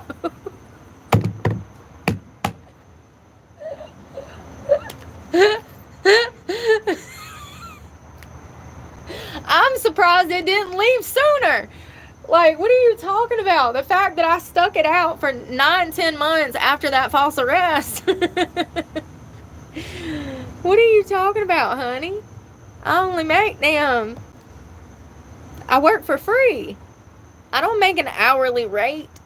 Not every video that I post even makes money. People, I think a lot of content creators have brands content. Okay? I do not. Okay? That's where your money's going to come in. They're going to pay you for mentioning their brand. That's where money comes in. But I've already told y'all that I have zero plans of selling any products, courses, insurance. I'm not trying to sell you no extended warranty for your golf cart. Like, I ain't trying to sell you horse insurance. Like, I ain't trying to sell nothing, you know. I'm not saying that I wouldn't be interested in brands content one day, but right now I'm under so much pressure. No, absolutely not. You're not about to come in and swindle me when I'm at my damn lowest and play on my heartstrings and play, you know, pull the wool over my eyes. That's how people do me. Ain't it sad that I can't even, hey, can I have a brands deal with blenderbottle.com? Like, ain't it sad? I don't want to deal with nobody. Not even brands. And I've said that since the start. Like, I don't want to sell y'all tomato seeds or candied peppers or nothing. I ain't trying to sell you nothing. And I also don't want to get into the situation where I'm claiming to love and adore something just to get a brands deal, like, damn, fake eyelash girl with the mascara.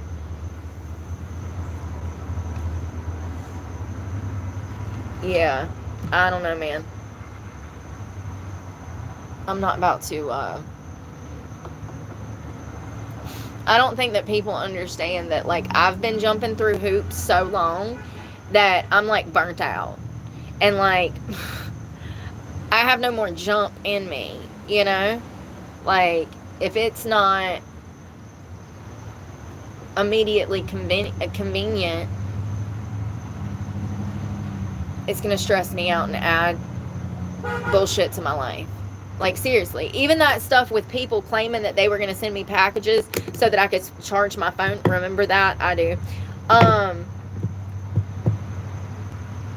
That stuff stresses me out. And people know that. And they do that to play games with my channel and with me. Never received a battery pack. Never, you know, apparently Amazon won't deliver to the U.S. Postal Service. So it is what it is. But even when I had my P.O. box, all of these people said, you should get a P.O. box. We'll send you stuff. Never received anything but one canister of protein and a book and a postcard. And two of those things were from the same person. So, you know, it's like, I don't know, man. A lot of your followers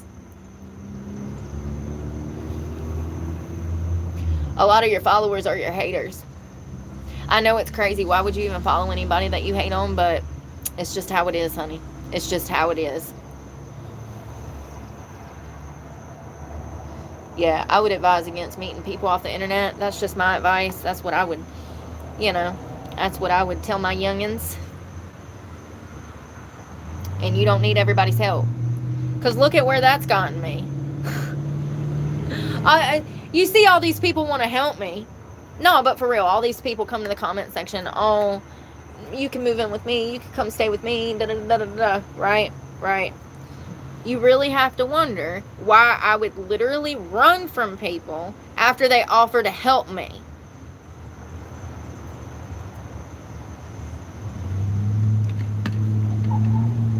It triggers something in me. It really does. It literally makes me run the opposite way. It's like, oh, hell no. Block. Because I already know what's up. You know what I mean? Been there, done that. That's why I'm in this situation now. It's the same fucking situation I've been trying to escape from my whole life, you know?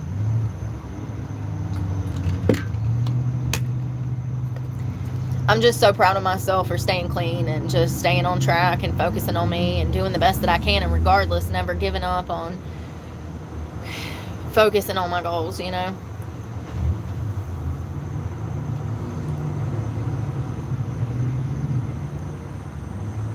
That night they shut my channel down. That fucked me up real bad, dude. Really bad. And that's what I'm saying. I've got all of these external factors, all of these external people out here being negative and trying to come at me sideways and literally trying to harm me. It's not an exaggeration. I lost my truck over lies. I lost my job over people calling my job. You're literally trying to take food out of my mouth and prevent me from being able to live and afford to live.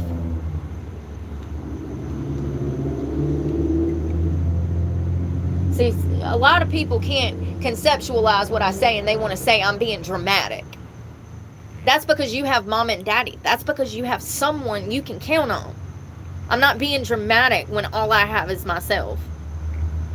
And I'm literally out here, like, in the fucking thick of it. I've had people stalk me that I've caught on camera. I've had people slash my tires. I've had so much shit happen on this channel. None of which I started. Not one time. Isn't that crazy? They're going to tell you that because I prefer to cuss and I prefer to be blunt and forthcoming and honest, they're going to tell you that I'm the bad guy.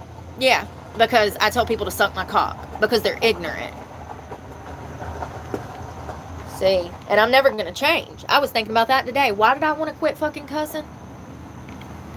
First of all, YouTube ain't for children. Second of all, you shouldn't be watching this channel with your child anyways. I ain't supposed to be around children. That's not true. Lord, that'll get taken out of context tomorrow. That's actually not true. But I'm not a role model. That's true. But yeah, you know, I was thinking about that bullshit today, and I was like, you know, I only wanted to quit cussing because people were telling me to quit cussing. Oh, you're not a godly woman if you cuss. Listen, honey. You can be a godly woman and a homeless woman and a cussing woman that cusses like a sailor if you want to. As long as it keeps you alive and that's what gets you through the day without you murdering somebody, then do what's best for you, boo-boo. Stop listening to these damn people out here that's got a roof over their head, food in their belly, a career, kids, and they ain't never been through the shit you've been through. Sometimes you need to tell people to fuck off. So anyone that has something to say about me smoking, about me cussing, fuck off.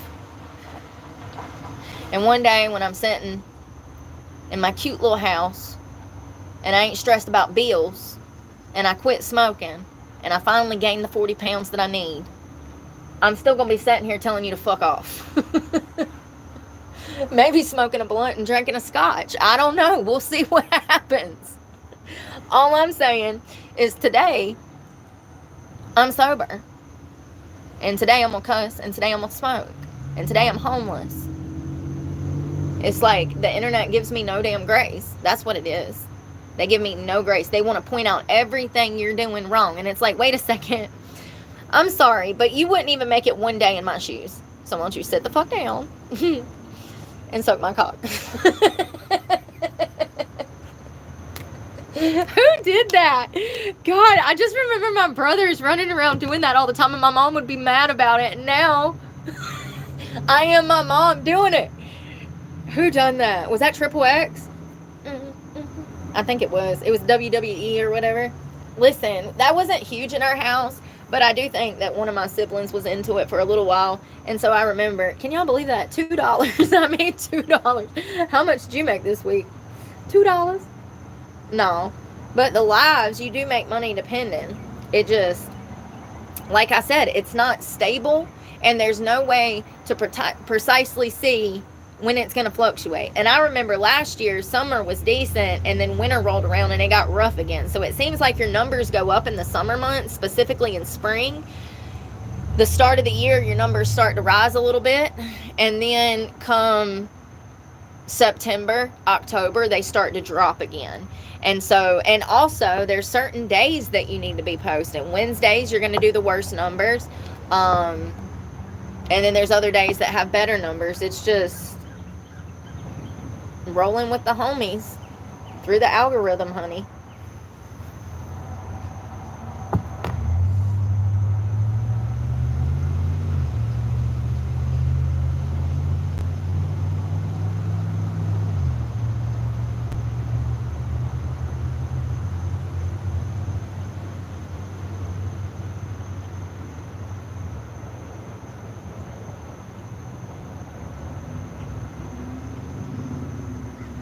don't know who did that. Oh, it's called the crotch. It's a whole name for it. It was Triple H.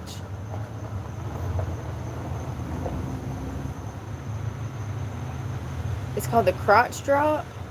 Oh, the crotch chop. I'm such a child. It's the crotch chop. Yeah, y'all remember that? Anyways, this show is not for your children. See? Oh, God, that's what I meant.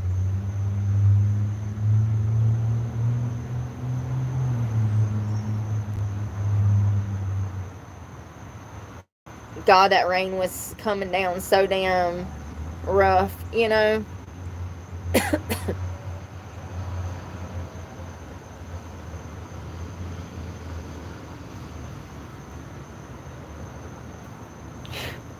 Y'all, and I don't know what the hell bit me on my face, but now it's done bit me on my left hip, my right hip.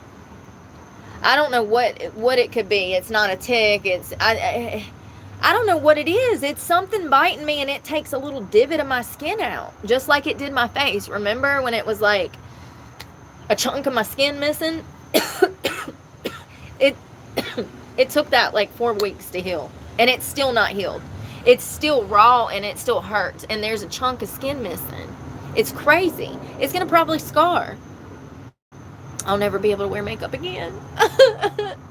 No, but for real, now something's done bit me right here on this hip. I don't know, man. I don't know. And I guess my feet are just not my feet anymore. They're not. I need a pedicure so bad. I need to get my feet done. Like, you know, I need a haircut. Like, just sucks.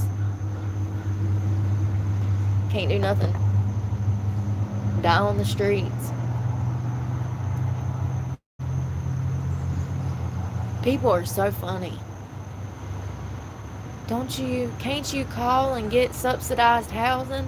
Can't you get low income housing? No, girl, what are you talking about? I don't even qualify. A, because I don't have children. B, I'm not disabled. And C, I'm not elderly. And do y'all know how long them waiting lists are?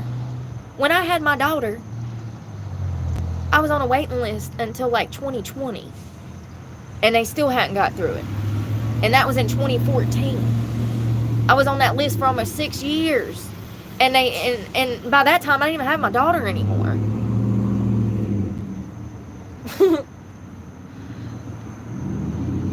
They haven't built any new houses, okay? They're not. After the 2008 recession, production on homes plummeted. Okay? They went, I think I read somewhere they dropped by like 40% or something.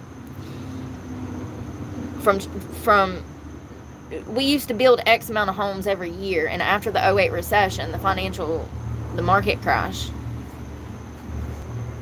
they stopped building homes. And then COVID, same shit.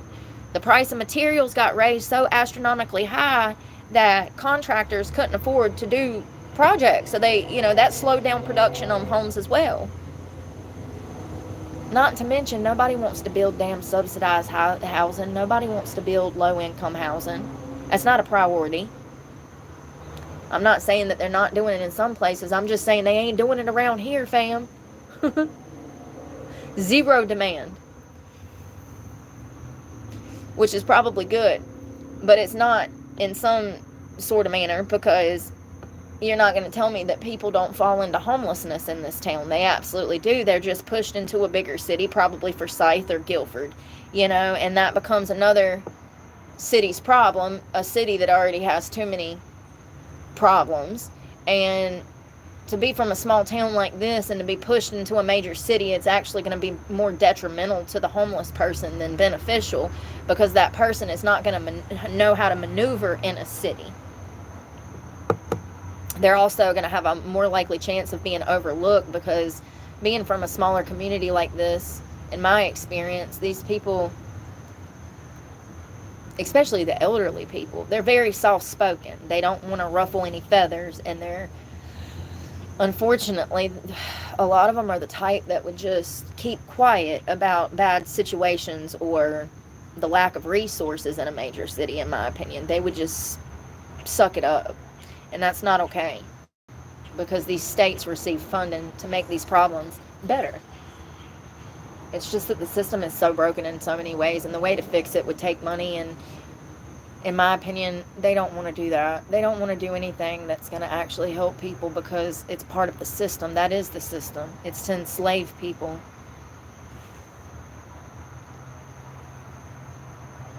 Everybody has their purpose in the world, right?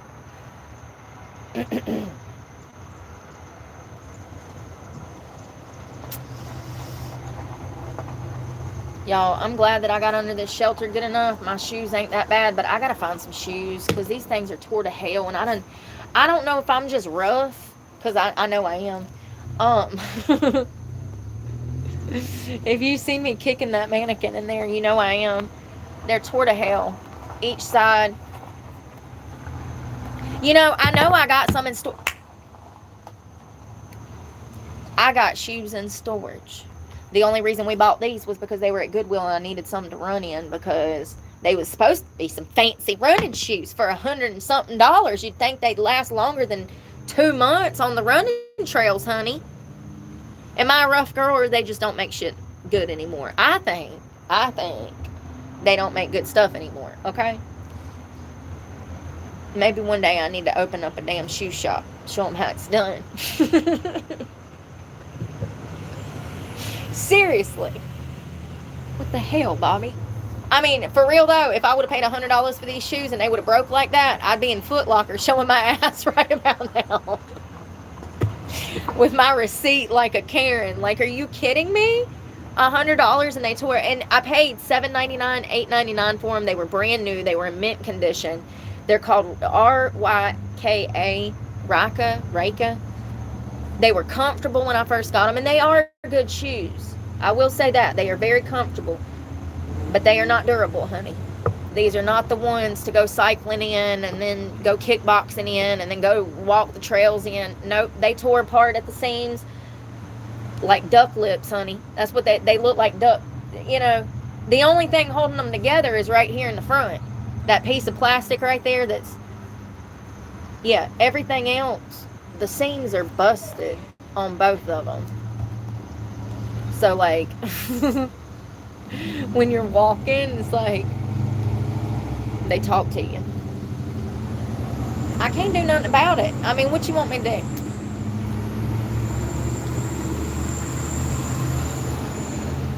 I don't know. I can cry me a river, cut down a tree, build me a canoe, swim to Egypt, get some lovely person to make me some desert sandals, and be happy.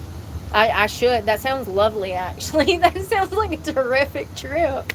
I'm joking, but like, I don't even got to cry a river. The river's right there. Usually I like to cry my rivers, but that sounds like a perfect vacation.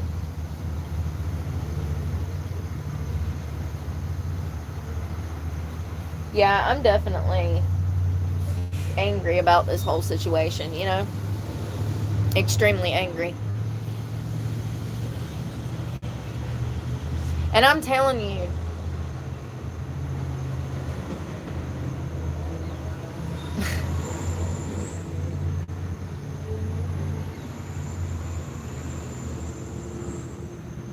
the older I get, the more I can pick up on why people implement the behavior that they do, why they act like they do.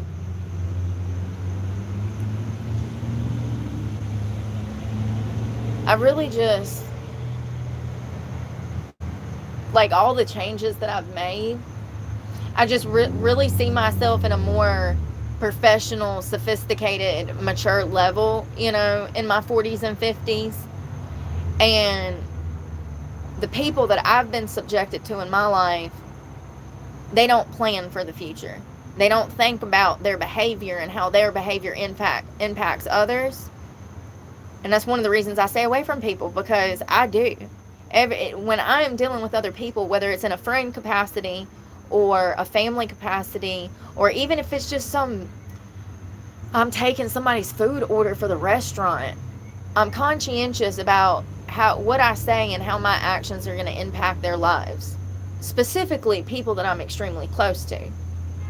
But it is disturbing to me how many people I've come in contact with that do the utter opposite of that. They don't think about how their actions impact your life or your future, and it's all about what they want and their motives, and more often than not, the narcissistic game that they're playing today. It's crazy. It's really sad that I have to completely isolate away from people because I can't trust anybody. Sure can't. I've never been able to trust anybody. It's disturbing. The whole world can't be like this. Not everybody's like that, surely, right? Sometimes I be feeling alone as fuck, I ain't gonna lie. It's like, damn, why you do me like that? I'd never do that to you.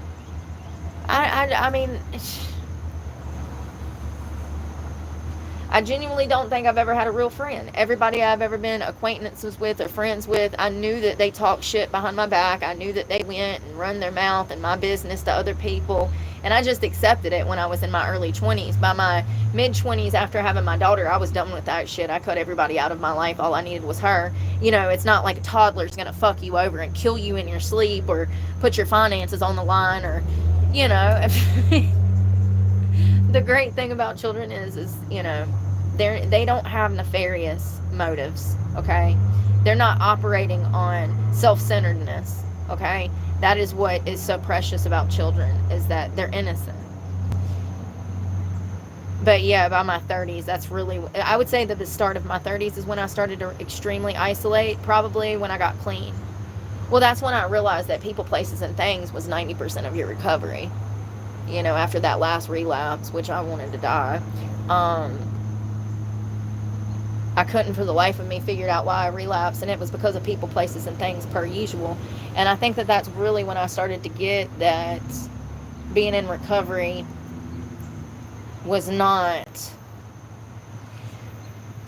it's not what society thinks it is, or it's not working because of what society thinks it is, or how society thinks it should be. Does that make sense? Recovery is not working because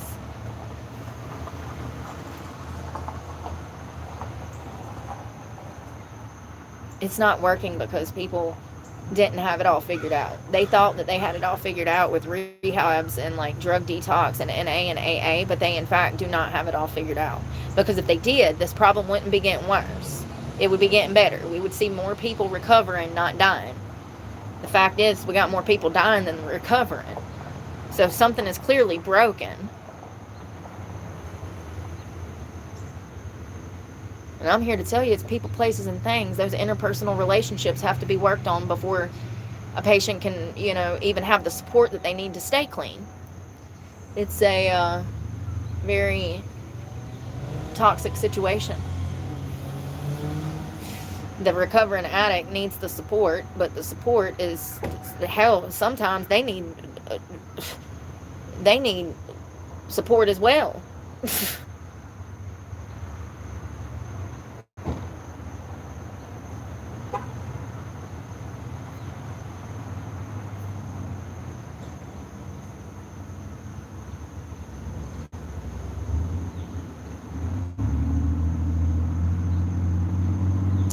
Yeah, I'm just proud of myself for doing the right thing.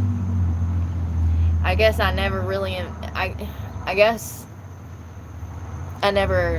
envisioned that I would lose everything for doing the right things, but it's right on par with the rest of my life. Right on par with the rest of my life. Because I don't lay down and cry and beg for pity and I get angry instead. You know, that's probably my biggest enemy, or usually our biggest enemy. But no, for real, because I don't lay down and cry, like, you know, I guess I don't give the emotional deliverance that people are expecting. Never have I ever on this channel, you know. because I get angry and I rage over these situations. And, you know, I really don't understand how other people don't. Like, how do people hold it together when they're getting bullied at work? I could never. I could never. Yeah. I could never. I'd really hate to have Katie bent up like a pretzel in the rocks machine, but I'll be damned if I'm gonna get bullied anywhere. You know what I mean? Oh, God. I wonder if I can find some, like, workplace bullying thread from Reddit where people tell their horror stories about being bullied at work. I'm telling you, grown-ass people acting like children and bullying each other is crazy to me. I mean, there are whole groups of people that just sit around on the internet talking trash about other people. Where do they get the time? Like, I'm literally over here worried about where I'm going to sleep tonight and how I'm going to survive today. And somewhere in this world, somebody has just been sitting on the internet for like 10 hours just spreading hate. Where did they get the time? It's crazy. I feel so gross. I'm glad that my shoes didn't get wet though, because that's literally the worst. The worst.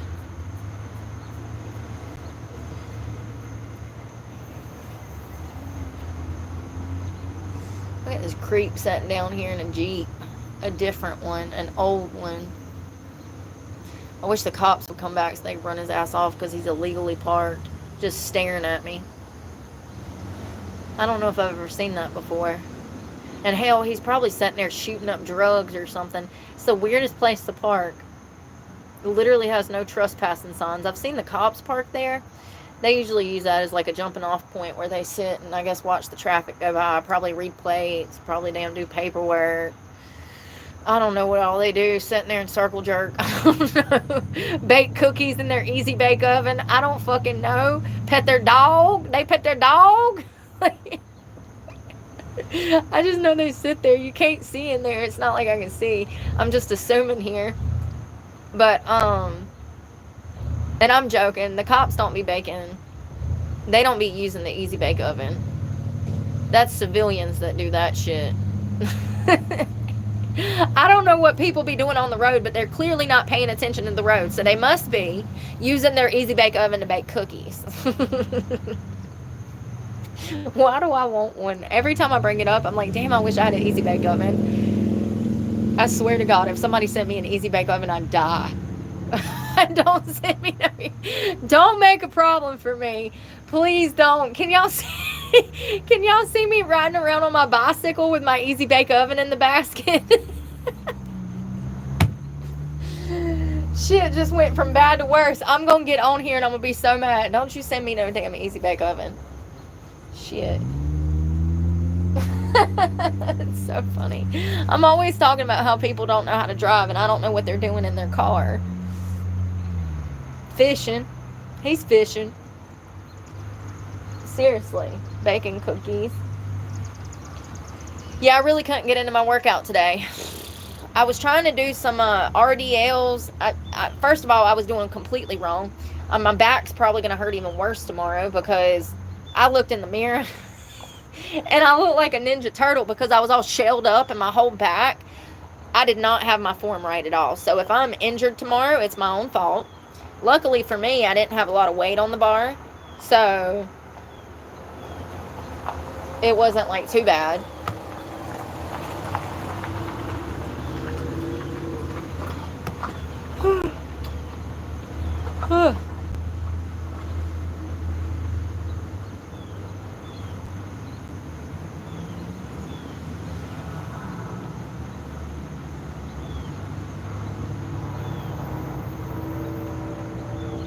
Oh, that lady was sweet.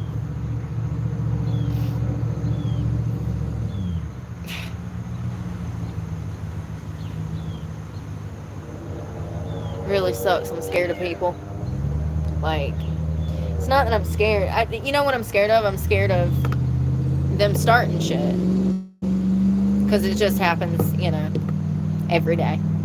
So, you know.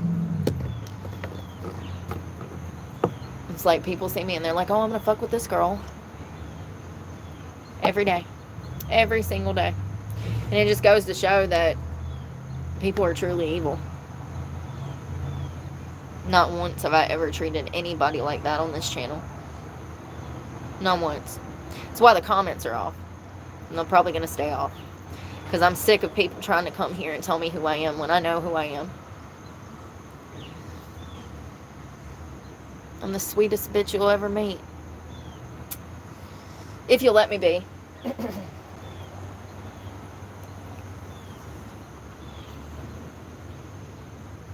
I rest easy knowing that it's not personal, that every channel goes through this, and it's really bullshit. Sometimes I pop into other live streams just to see what's being said. You know, it's crazy because when it's a live stream with children being exploited by their abusive-ass parents, nobody has anything to say. But when it's someone that has content worth showcasing that is meaningful, then there's all these negative comments. It's crazy. It really goes to show how unhappy people are with themselves, because let me tell you, never have I ever jumped into a comment section and spread hate intentionally, or any kind of hate. I don't drop in and give my 2 cents unless it's a news article usually, and then I'll be like, oh my god, people are stupid, you know. But never have I ever went to somebody's live feed or post and started spreading hate.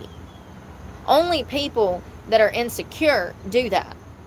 I want to be clear, because I don't think that people know the difference between real and not real anymore. So people who are secure with themselves, they don't feel need to add input, especially insult to injury, you know, like in my case. People who are secure and who are genuinely curious or maybe genuinely care, they don't feel need to bash. Only people that are insecure and ignorant behave that way. I thought that we all had this awareness. I thought that we all knew this. But I'm saying it to be clear, so that maybe somebody who goes through this, the same type of bullying, stalking, gang stalking, whatever you want to call it, their content being stolen. I want people to know that the people that are saying the negative things, they're not people that you should value their opinion. They're imbeciles, and we don't negotiate with terrorists, okay? I'm being for real. Unless they're tiny terrorists and they're cute and they may be our offspring or something, we might negotiate with them. But for real, like, anyone that's got something negative to say about you trying to do something good, that's only the devil. That's only Satan. And that's only people who probably need helmets, honey. Okay? And they take offense. You know, listen, I don't say the nicest shit, but is it realistic? Life is hard. Get a helmet. Why does that offend so many people? I think that that is a humorous joke to lighten the situation. But so many people would get offended by that. I think that that's crazy. I think that anyone that's offended by something like the word retard or midget, I think that you've lived a very sheltered life with some very gentle parents, and I'm sorry. I'm sorry that you don't like big girl words. I don't understand why people are so offended by words. You know, it's weird. It definitely puts a target on your back because people don't agree with it and they take offense to it. And it's like, wait a second. One of the coolest people I ever met was mentally challenged. And you know, I miss him dearly. He would have laughed his ass off. If I would have said, Arnold, guess what? He would have been like, what? I would have been like, life's hard. I got a helmet. He would have thought it was funny as shit. Especially since he lived in like this assisted living facility and some of them people had a helmet. He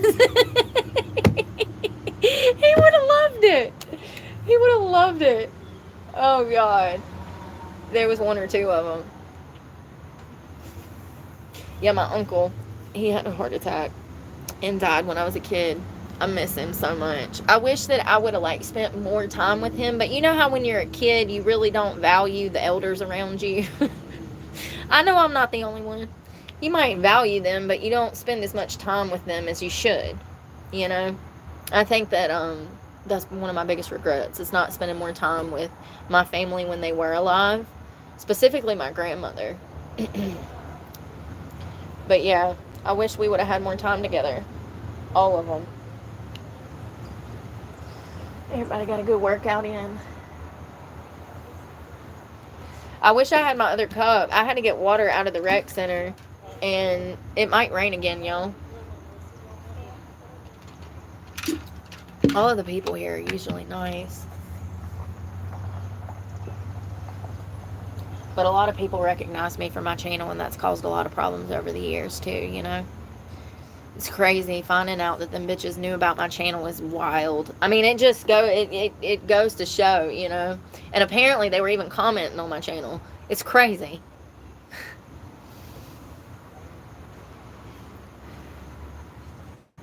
I've always had bad shit happen like that. It's just how it is. Come home from work, all my shit's in the driveway on fire. Happy Monday. You know?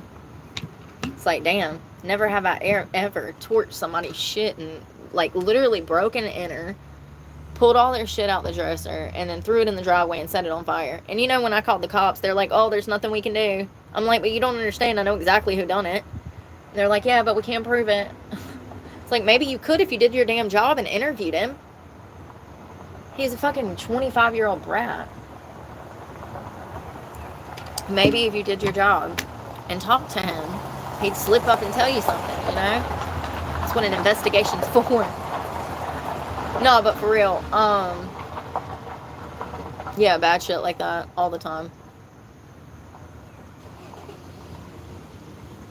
Yeah, he was mad. He got his ass whooped at a party because he pushed me down on some steps and tried to, I don't know what he was gonna do. I mean, it was bad enough for my friends to hear my screaming, and they came and jerked him off of me and then pulled him outside and whooped his ass. And then he came back days later and stole all my clothes out of our house and set them on fire. Swear to God, it was crazy. Absolutely crazy. There's a police report in that of that. Alamance County. Crazy. It's like, what? So because I didn't let you rape me on the steps during a Halloween party, you're going to come back and tear up my clothes? Yes. Yes. That's what happened. Yep. Yep. Yep. What'd I tell you? When people are mad that they don't get the desired response from you, then they try to destroy you. I mean, he clearly threw me down on the steps and was trying to go up my skirt, and then I started screaming and trying to fight him off. His name was Brian. He's so weird. And I don't even know why he was there. Who invited him? Who invited him? And then, like I said, days later, he comes back and burns all my clothes. Just little shit like that has always happened. It's even worse now. Now that I lost my truck, had to drop out of school. I don't know how I stay sober, honestly. I don't know how I've managed to keep it all together. I really don't. I'm so proud of myself. The main thing that I'm proud of is not only staying clean, but also managing my money. I make less money now than I've ever made in my entire life, and somehow I'm still able to feed myself, which is a miracle. You know, when you're living off of $700 a month, to be able to eat good is a blessing. I guess I'm proud of the financial responsibility that I've earned over the past 5 years, the way that I've honed it in. And that's another thing. So many people would come to my channel and say that I'm shopping all the time because I would. Here's the thing. You got to have something to film. I can't get on here and talk every day, okay? It's exhausting. I would rather be on here talking about stuff that actually matters, you know? Not saying that what I'm talking about today doesn't, but what I'm saying is that I would really rather put my energy towards helping people in some capacity with my channel, right? We all know this, right? Because that's what I've done for 2 years, right? Okay. So you have to have something to film. When I was in Jacksonville, I needed things to live out of a car. Gas, food. You need food 3 times a day because there's no way to keep food on hand if you don't have a fridge. So you're going to have to go buy food living out of a car every time you get hungry.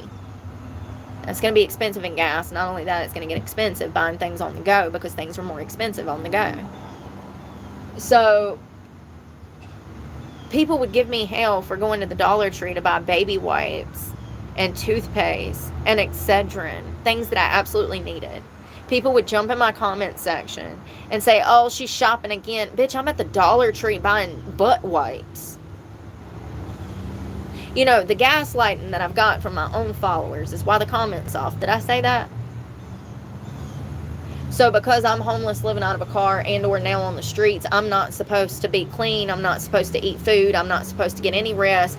I'm not supposed to have any amenities, wants, and my basic needs are not allowed to be met. And at the same time, y'all want me to get a tent, get a wagon, get a job, get a life.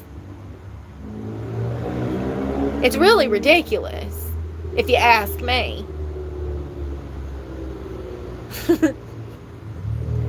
Now that I'm saying it out loud, oh my God. People, this world disgusts me. This world disgusts me. And I've only made it this far because of donations, once again. Let me be clear. So, you know, thank you so much. Thank you so much.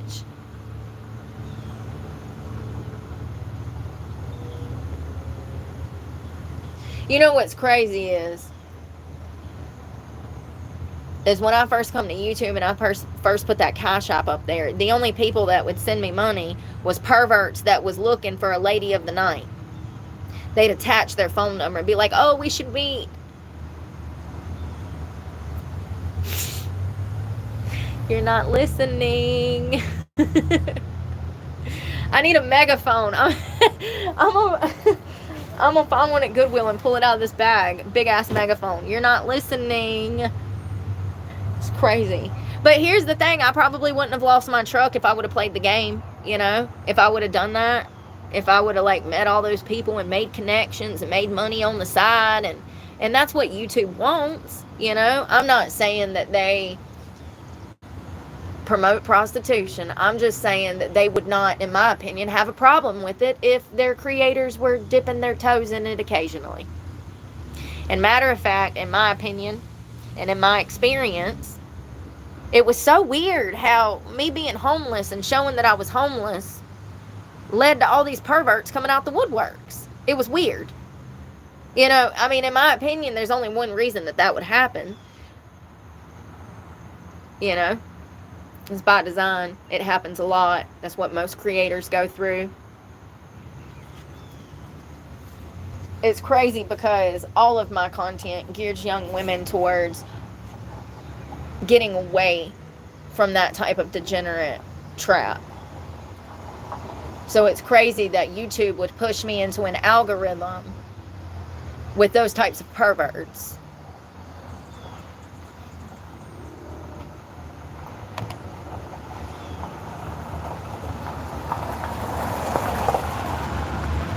Yeah, it's crazy.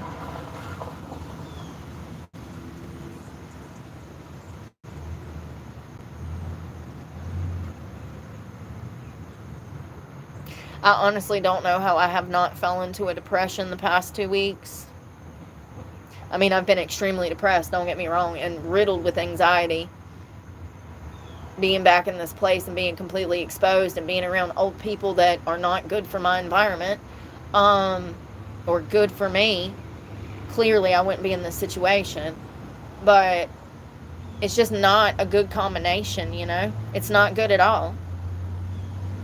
And this was my biggest fear, and I had no control over the situation. I fought tooth and nail. I worked my ass off. I looked for work. I found a job. Y'all got me fired. Sorry, I don't mean to generalize, but you know, I can't tell y'all apart at this point. I don't know who to trust, and honestly, I didn't come here to make friends, if I'm just being honest. I did not. I came here to help people.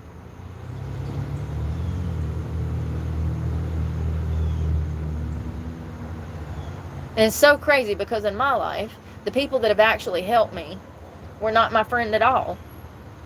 They were tough critics that gave me tough love, that guided me in the right direction.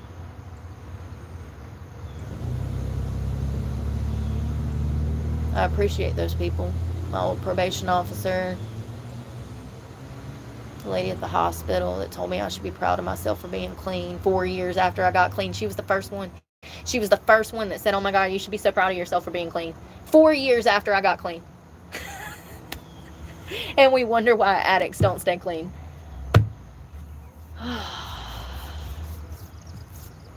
It's okay. I woke up every single day and told myself I should be proud of myself. Even when the haters were in my comments saying, oh, she's high, because I'm fucking exhausted.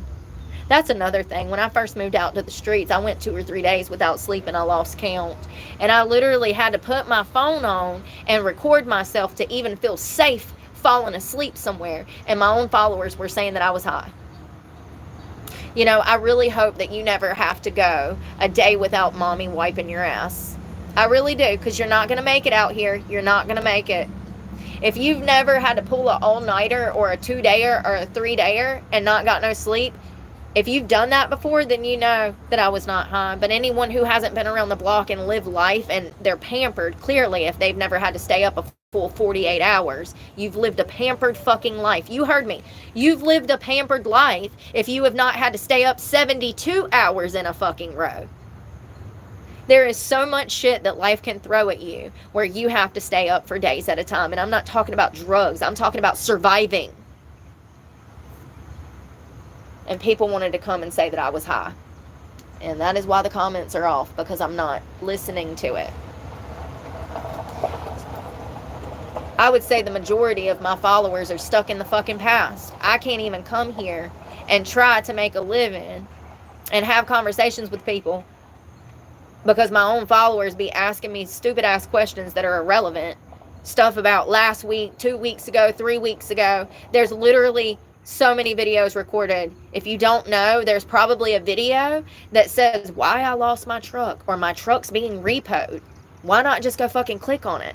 You want to come here and stress a bitch out that's actually living on the fucking streets. It's crazy. It's crazy. I've gotten literally no fucking grace. None. As I said in my little video the other day when I had my sandwich, everybody's in the comments talking about how I got food and how I got a sandwich and I'm not homeless because I got a sandwich. That's crazy. So the million of homeless people that are out here, they're not allowed to eat. You don't think they eat? It's crazy. People are crazy. Yeah, like I said, this is the new face of homelessness. Eye watches, earphones, glasses, blender bottles. This is the new face of homelessness. And it has been for many, many years. The people that live in their cars, they're just as homeless as I am. The only difference is they have a shelter at night. They have just as many inconveniences in their life as I do. I might have a lot more, but they have just as many tasks and responsibility that come with living out of a car. And it's not easy.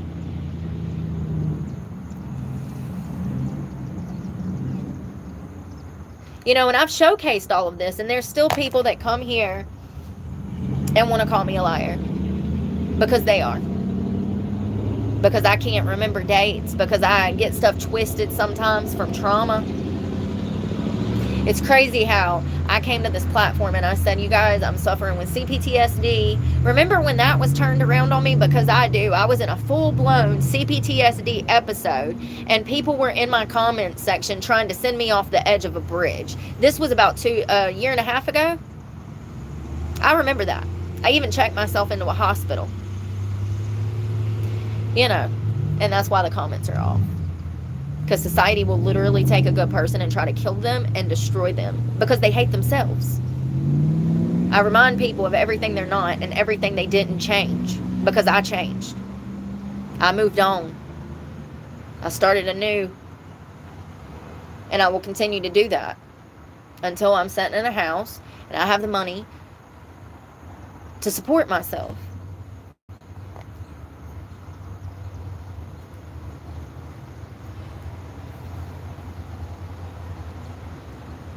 This is just the start. I got the rest of my life. What is that? Another, shit, maybe another 70 years.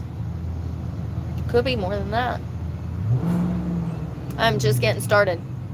And everybody that I come in contact with is just in my way.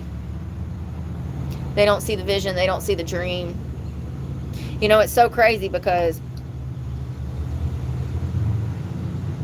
do you know how narcissists, they want you, but then they start to break you down the moment that they have you?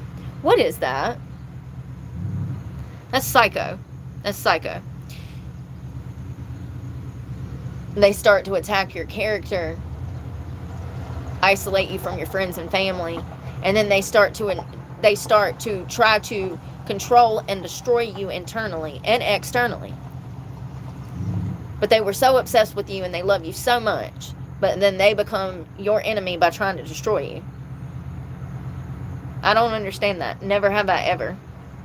Anybody that I care about, I want them to thrive and I want them to be happy. And matter of fact, even people that I don't like, I don't want to see them pain. Even people I don't like, I don't want to see them suffer or go through any pain.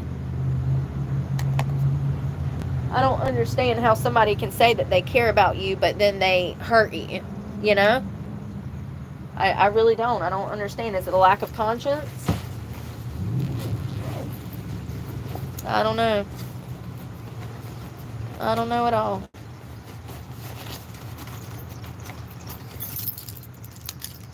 That was another thing. People, you know, I got a key ring and people say, oh, that's too many keys for a homeless girl. Who? Well, God, I hope you don't see that lockbox in my storage locker because I probably have keys in there since I was in high school. You know, it's crazy because people say, oh, y'all, I'm just so done. I'm so done with the contradictions. I'm so done with people trying to come over here and tell me who I am and who I ain't. I've never harmed anyone on this internet, not once. If someone got their feelings hurt because they were being rude, that's their fault. I'm allowed to be defensive when somebody comes to my channel firing off shots at me, especially lies. The fact is no one that even comments on my channel even knows me personally. And even if they did, they'd probably be lying because that's what people do. Seriously, though.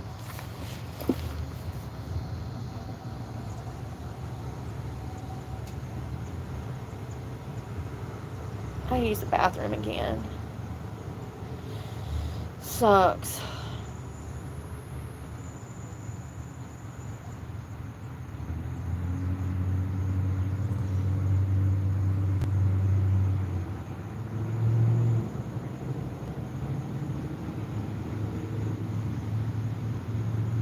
Oh God, fake account.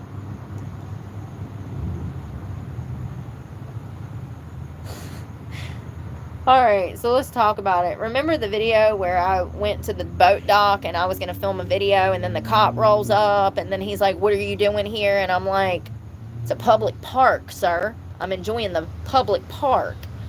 And then he's like, oh, you can't camp here. You can't swim here. You can't, you know, because everything's regulated and this is not a free country anymore, as I always say. And remember, we had words. Well, somebody said, he is right. Just speak to him normally and there won't be any problems. You know, I hope that you have a happy life being a sheep, sir. You're missing the point. He had no legal right to even be questioning me. The fact that I answered his questions made me a nice person. Some of y'all don't even know what your rights are. Clearly, if you think that you can't have a discussion with an officer about him violating your civil rights as you're minding your business in a public place. I was not under suspicion of any crime. I was not committing any crime. And there was no open investigation for him to even be questioning me. Y'all don't get it. He had no legal right to even be in my damn face. At my car door. None. That's the point. That's the principle.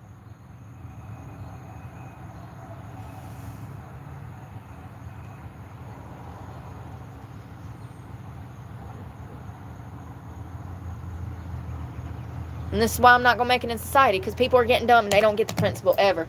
They don't ever get the principle. They don't ever get the principle. They don't care about the principle. Especially if you're a girl with a big mouth. They don't like you from the jump, because, you know, they know you can see through them. So you got to be like, oh no, you need to mind that officer that's crooked and probably a pervert, because I'm pretty sure that's the same officer that was hitting on me a year prior, as I told y'all the day that it happened. Remember the one that was like, you sure are fine. I bet your man feels lucky. And I said, yes, he's very lucky. I was literally out in the wilderness by myself, and this cop is being unprofessional AF. And I just lied. I was like, yeah. You know, I've been single for almost 5 years now. And I said, yeah, my man's so happy. Yeah, we're just so happy together, to get the cop out of there because he was creeping me out. I'm like 90% sure that's that same cop. So it's so ironic that he would come over there being rude. Because just a year prior, he was trying to get in my damn pants, and I turned him down. But maybe that was why he was being rude. I never thought about that either. Maybe that was why he felt some type of way. Because he's one of these idiots that think, I don't know what, and I don't care what. He's one of these idiots.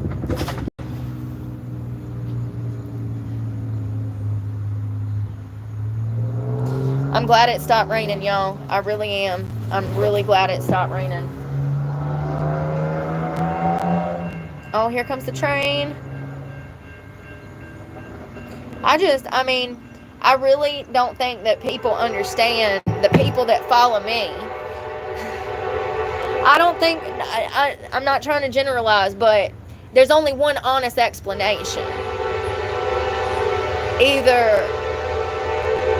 Either a lot of my followers still live at home with their parents, or a lot of my followers don't have real bills. I don't know which one it is.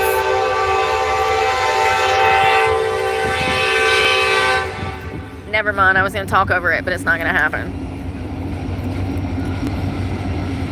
He's chilling. He got his feet kicked up. I'm jealous. I want that job. No, you don't neither. I wonder how many people he's done witness be killed. Did I tell y'all about the train conductor that come into my school when I was like going through driver's ed? He like started crying, and all these kids started bullying him. You know I went, yep, I did. I went the fuck off. Sure did. I embarrassed all them youngins. I literally was like, are you serious right now? Like, y'all are bullies. That used to be my favorite. You proud to be a little bully? You proud? You proud of yourself? No, you start berating them, they ain't expecting it either, especially from the quiet kid, and I was pretty quiet in school.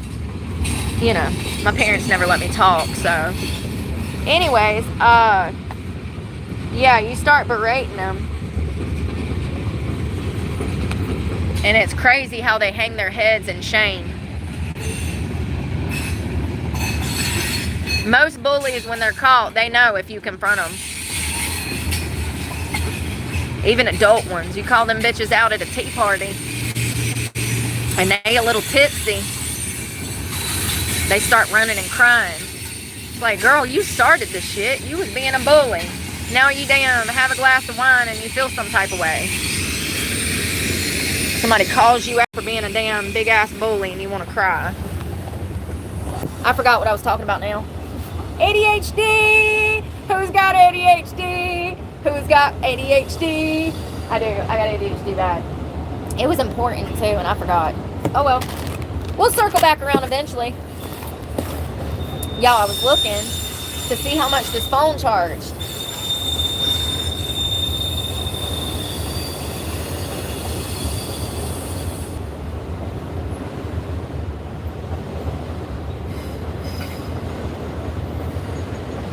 And you know, it's so crazy because I told y'all there was something going on with like some specific people in this town. I'm telling y'all, I think these people up here on the mountain are just a little bit off. Not all of them, but like the men. I don't think that because you don't see no women here.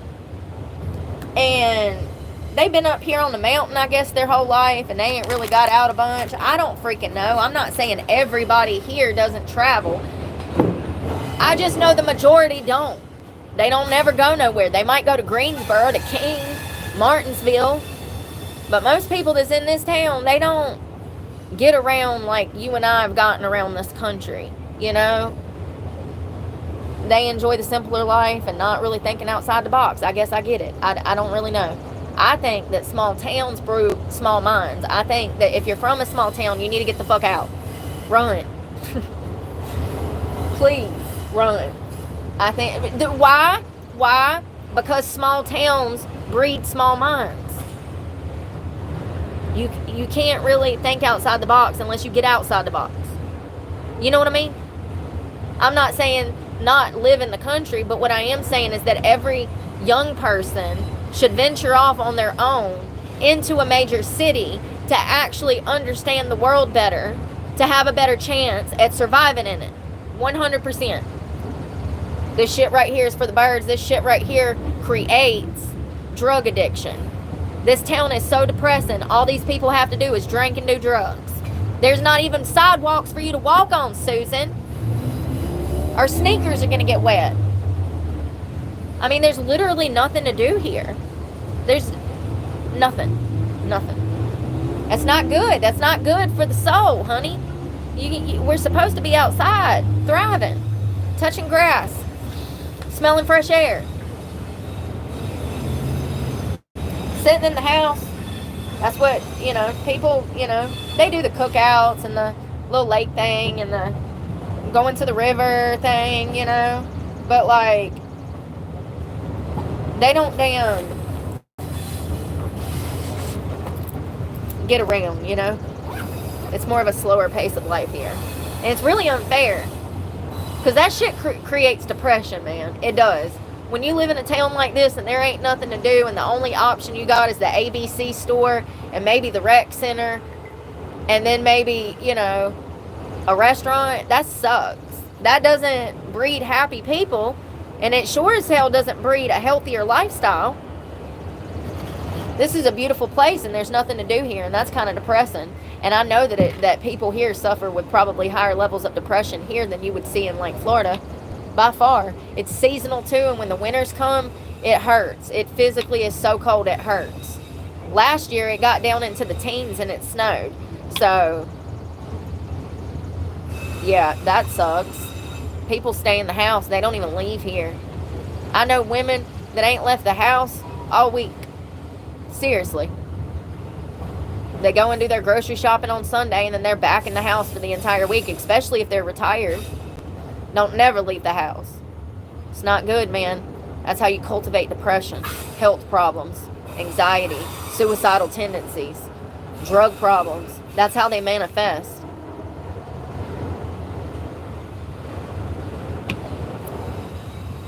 There's a river raft here. You can take the raft up the river. I need to use the bathroom. I'm being lazy, y'all. I gotta go in here. This water tastes like Fabuloso, if I'm being honest. I think I need a new blender. I think I left Fabuloso in there too long and now it tastes like Fabuloso. I need to set up. Oh. My back. Y'all see this train? Oh, God, I'm so sore already. And I just worked out a little bit. Oh. Probably from the damn snatches I was pretending to do. I don't know what I'm doing. I should have just asked that bodybuilding girl in there, but I didn't know. Y'all, I really need to figure out what days they like train here and stuff, because I want to be by myself when I work out. Somebody paint Dollar General. Who could that be for? Doge. Dollar General. Donna and Greg. And hell, half these graffiti artists, I can't even understand them anymore. Is that a different language, or was he left-handed?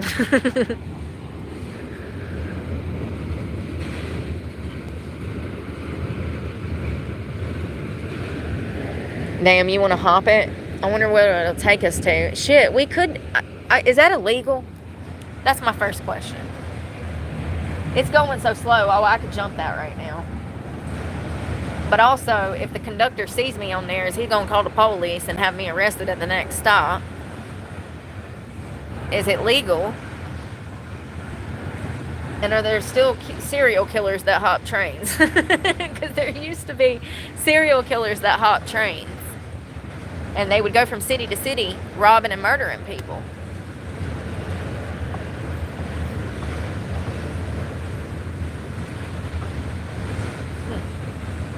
That's a free way to travel. Damn, this is the longest train in the country. It's been going for like 5 minutes, ain't it?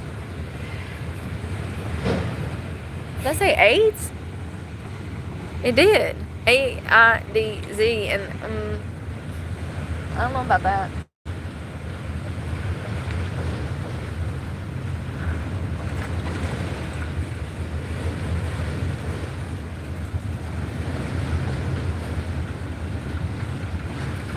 I gotta go in here to use the bathroom, but I'm trying to wait because I have to get off the phone with y'all. I can't take y'all in there with me. They got children in there. Can't be filming no children.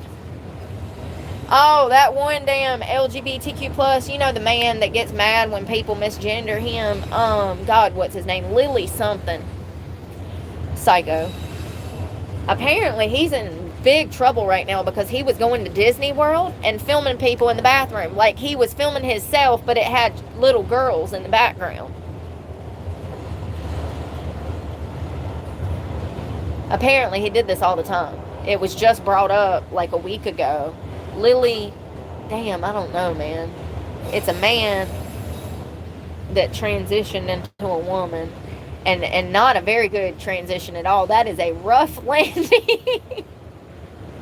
That is the roughest landing into feminism or femininity. I mean, it's a crash. It's a fiery crashed landing, okay? Not an easy transition, okay? It still looks like a man. It does. Listen. We listen and we watch and we don't judge. We try not to, but God. It's just like, I can't even get people to believe the truth with me, and this man has got half the world helping him with his delusions and feeding him delusion and giving him motive to, they're giving him motive to be even more delusional. In no shape or manner does that man look like a woman at all. No shape or manner. And I blame the internet for boosting its ego. And now he might go to jail. You know, and of course the internet's like, oh, you're being unfair, it's Disney. Like, yeah, even more reason for him to go to jail, fam. Lily Thonos? Shit. Who was that? Damn. Yeah, I don't understand. But here I am getting arrested for getting in an argument at Planet Fitness that was caught on camera. Like, should it be wild?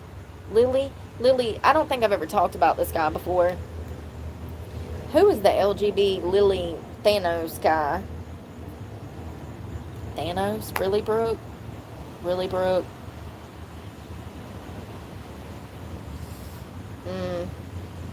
Thanos. Yeah, so it's Lily Tino. I was so close.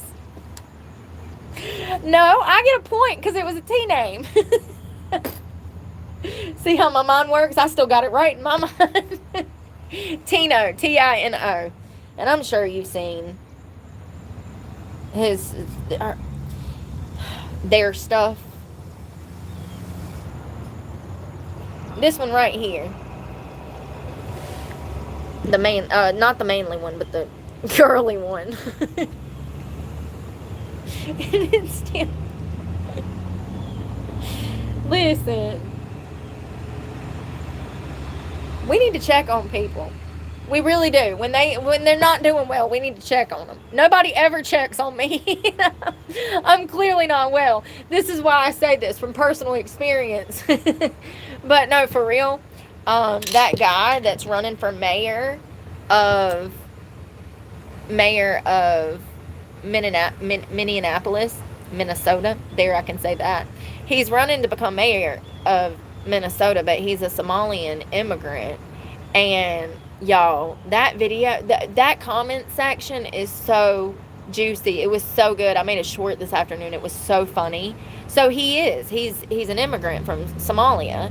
And I mean, I'm not trying to pick on somebody's looks, but at the same time, we all know from mugshots, some people, if they were checked on, maybe they wouldn't be, like in prison or whatever now. Because some people in their mugshot, you can see that they are unwell. Like they are indisposed at the moment. Indisposed. For real though. And that mayor of Somalia is one of them. What was his name?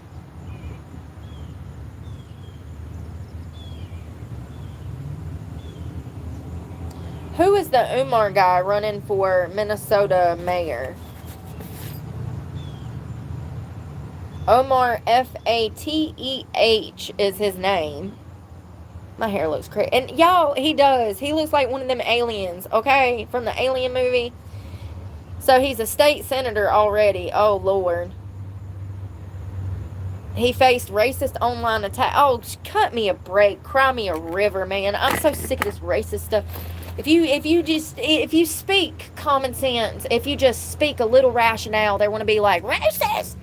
Like, no, stop. Calm down. Not everything's about color. We know that you want to make it that way, but Jesus. I mean, I ain't even 2 seconds into the article, and it's already guns a-blazing, honey. I'm trying to figure out who this man was. He looks like he needs to scratch an itch around his cranial area. He got a big old noodle. I did a short on him. Let's see. He's a mayoral candidate.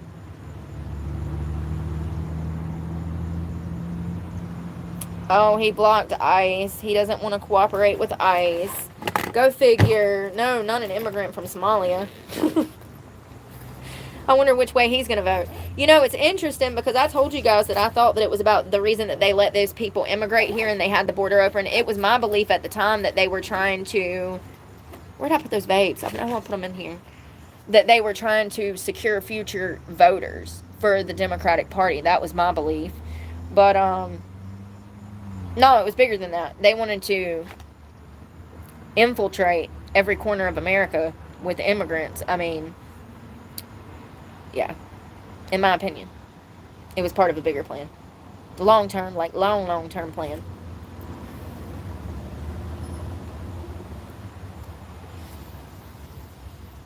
I don't want to hear about y'all feeling sorry for him. I want to know his history. I want to know who he is.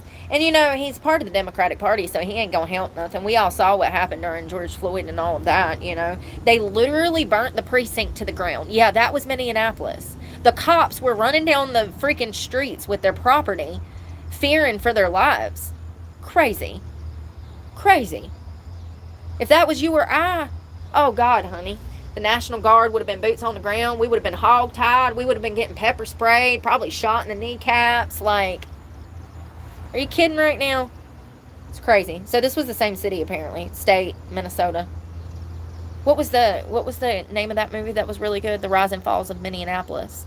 I was a full George Floyd supporter for like 4 years. It's crazy. 3? I think about 3 years. Yeah. I was out there marching for like Black Lives Matter back in the day. Ain't that crazy? I like decorated my whole car. You live and you learn. You live and you learn. Both parties is the same to me now. I don't even want to talk about it, but I do think that the right, because of Christian values and because of so many people actually being Catholic and Christian and all of these different, a lot of Christian religions, I do think because of that, the Conservative Party is by far the more rational party. But I do think at the same time, due to that same Christian compassion, I think that they have a propensity to be naive as well, and they want to deny the fact that some of the Republican Party is corrupt. Well, now they're waking up because they're pissed They want them Epstein files, honey. And I get that. I mean, I completely agree. I'm right there with you guys. I want to see the list. First you say, oh, we're going to release the list. Then you get in there and you say, oh, we got the list. And then you say, oh, well, the list doesn't exist. You said you had like 10,000s of hours of videotapes of corruptness. Didn't they say that? They did. They did. They said that they had tens of thousands of videos. I just remembered that. They said they had tens of thousands of videos from Epstein Island. Remember? So what happened to all the videos? I remembered that just now. They did. The FBI said that they obtained tens of thousands of footage, video footage from Epstein Island. And they had a list. Now both of those things apparently don't exist. Well, I am happy for the people that are out here in the streets throwing a tantrum over this. Fight, fight, fight. You have every right to be pissed about them, you know, at the very least covering this shit up, if not blatantly lying and hiding the information. You have every right, and I'm right there with you. Right there with you. Yo, I got to go. I got to go use the bathroom so bad I'm going to twinkle in my pants if I don't go. At all. Yeah, everybody's just got to mess my day up. I was in such a good mood. I was just ready to get the day started. And nothing ever goes right. And I swear to God, everybody that comes into my contact, it's like they intentionally do the shit. It's like, why even offer if you're just going to try to botch it all up?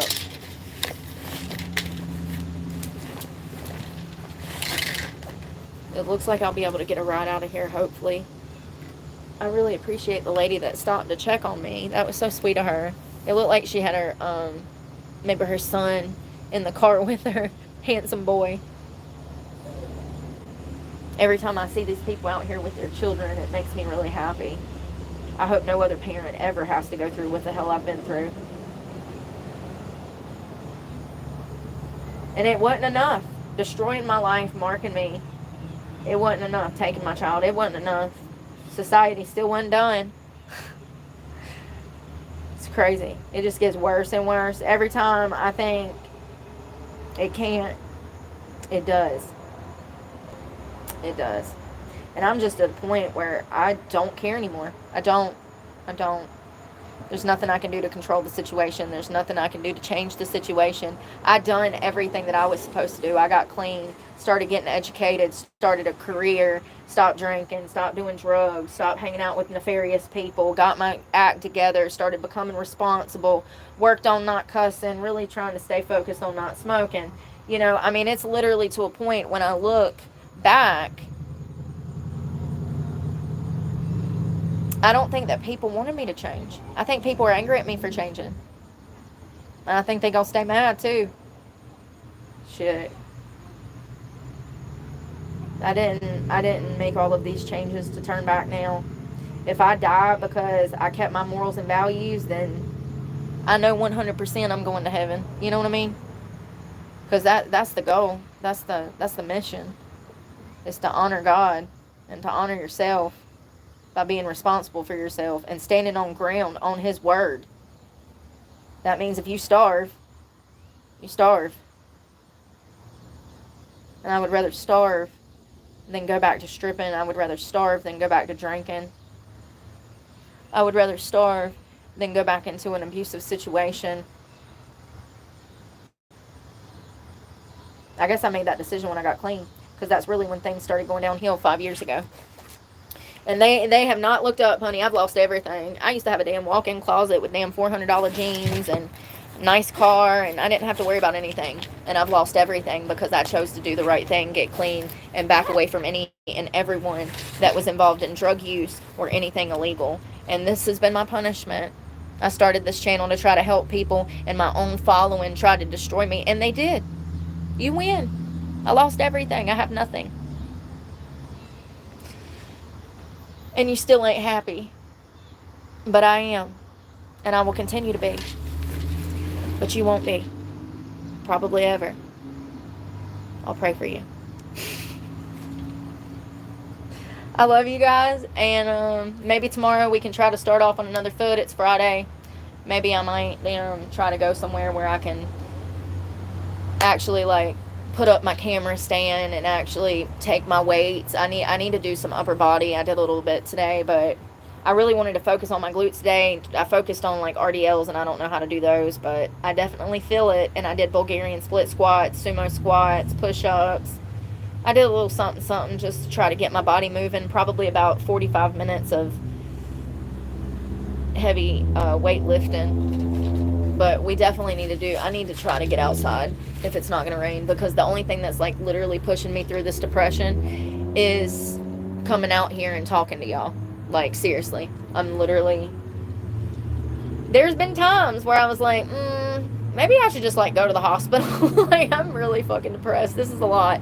It ain't gonna help nothing. I won't get no help there. They won't do nothing. What are they gonna help me with? My homelessness? I mean, unless they can give me a house or $1 million, homie, there ain't really much they can do for me.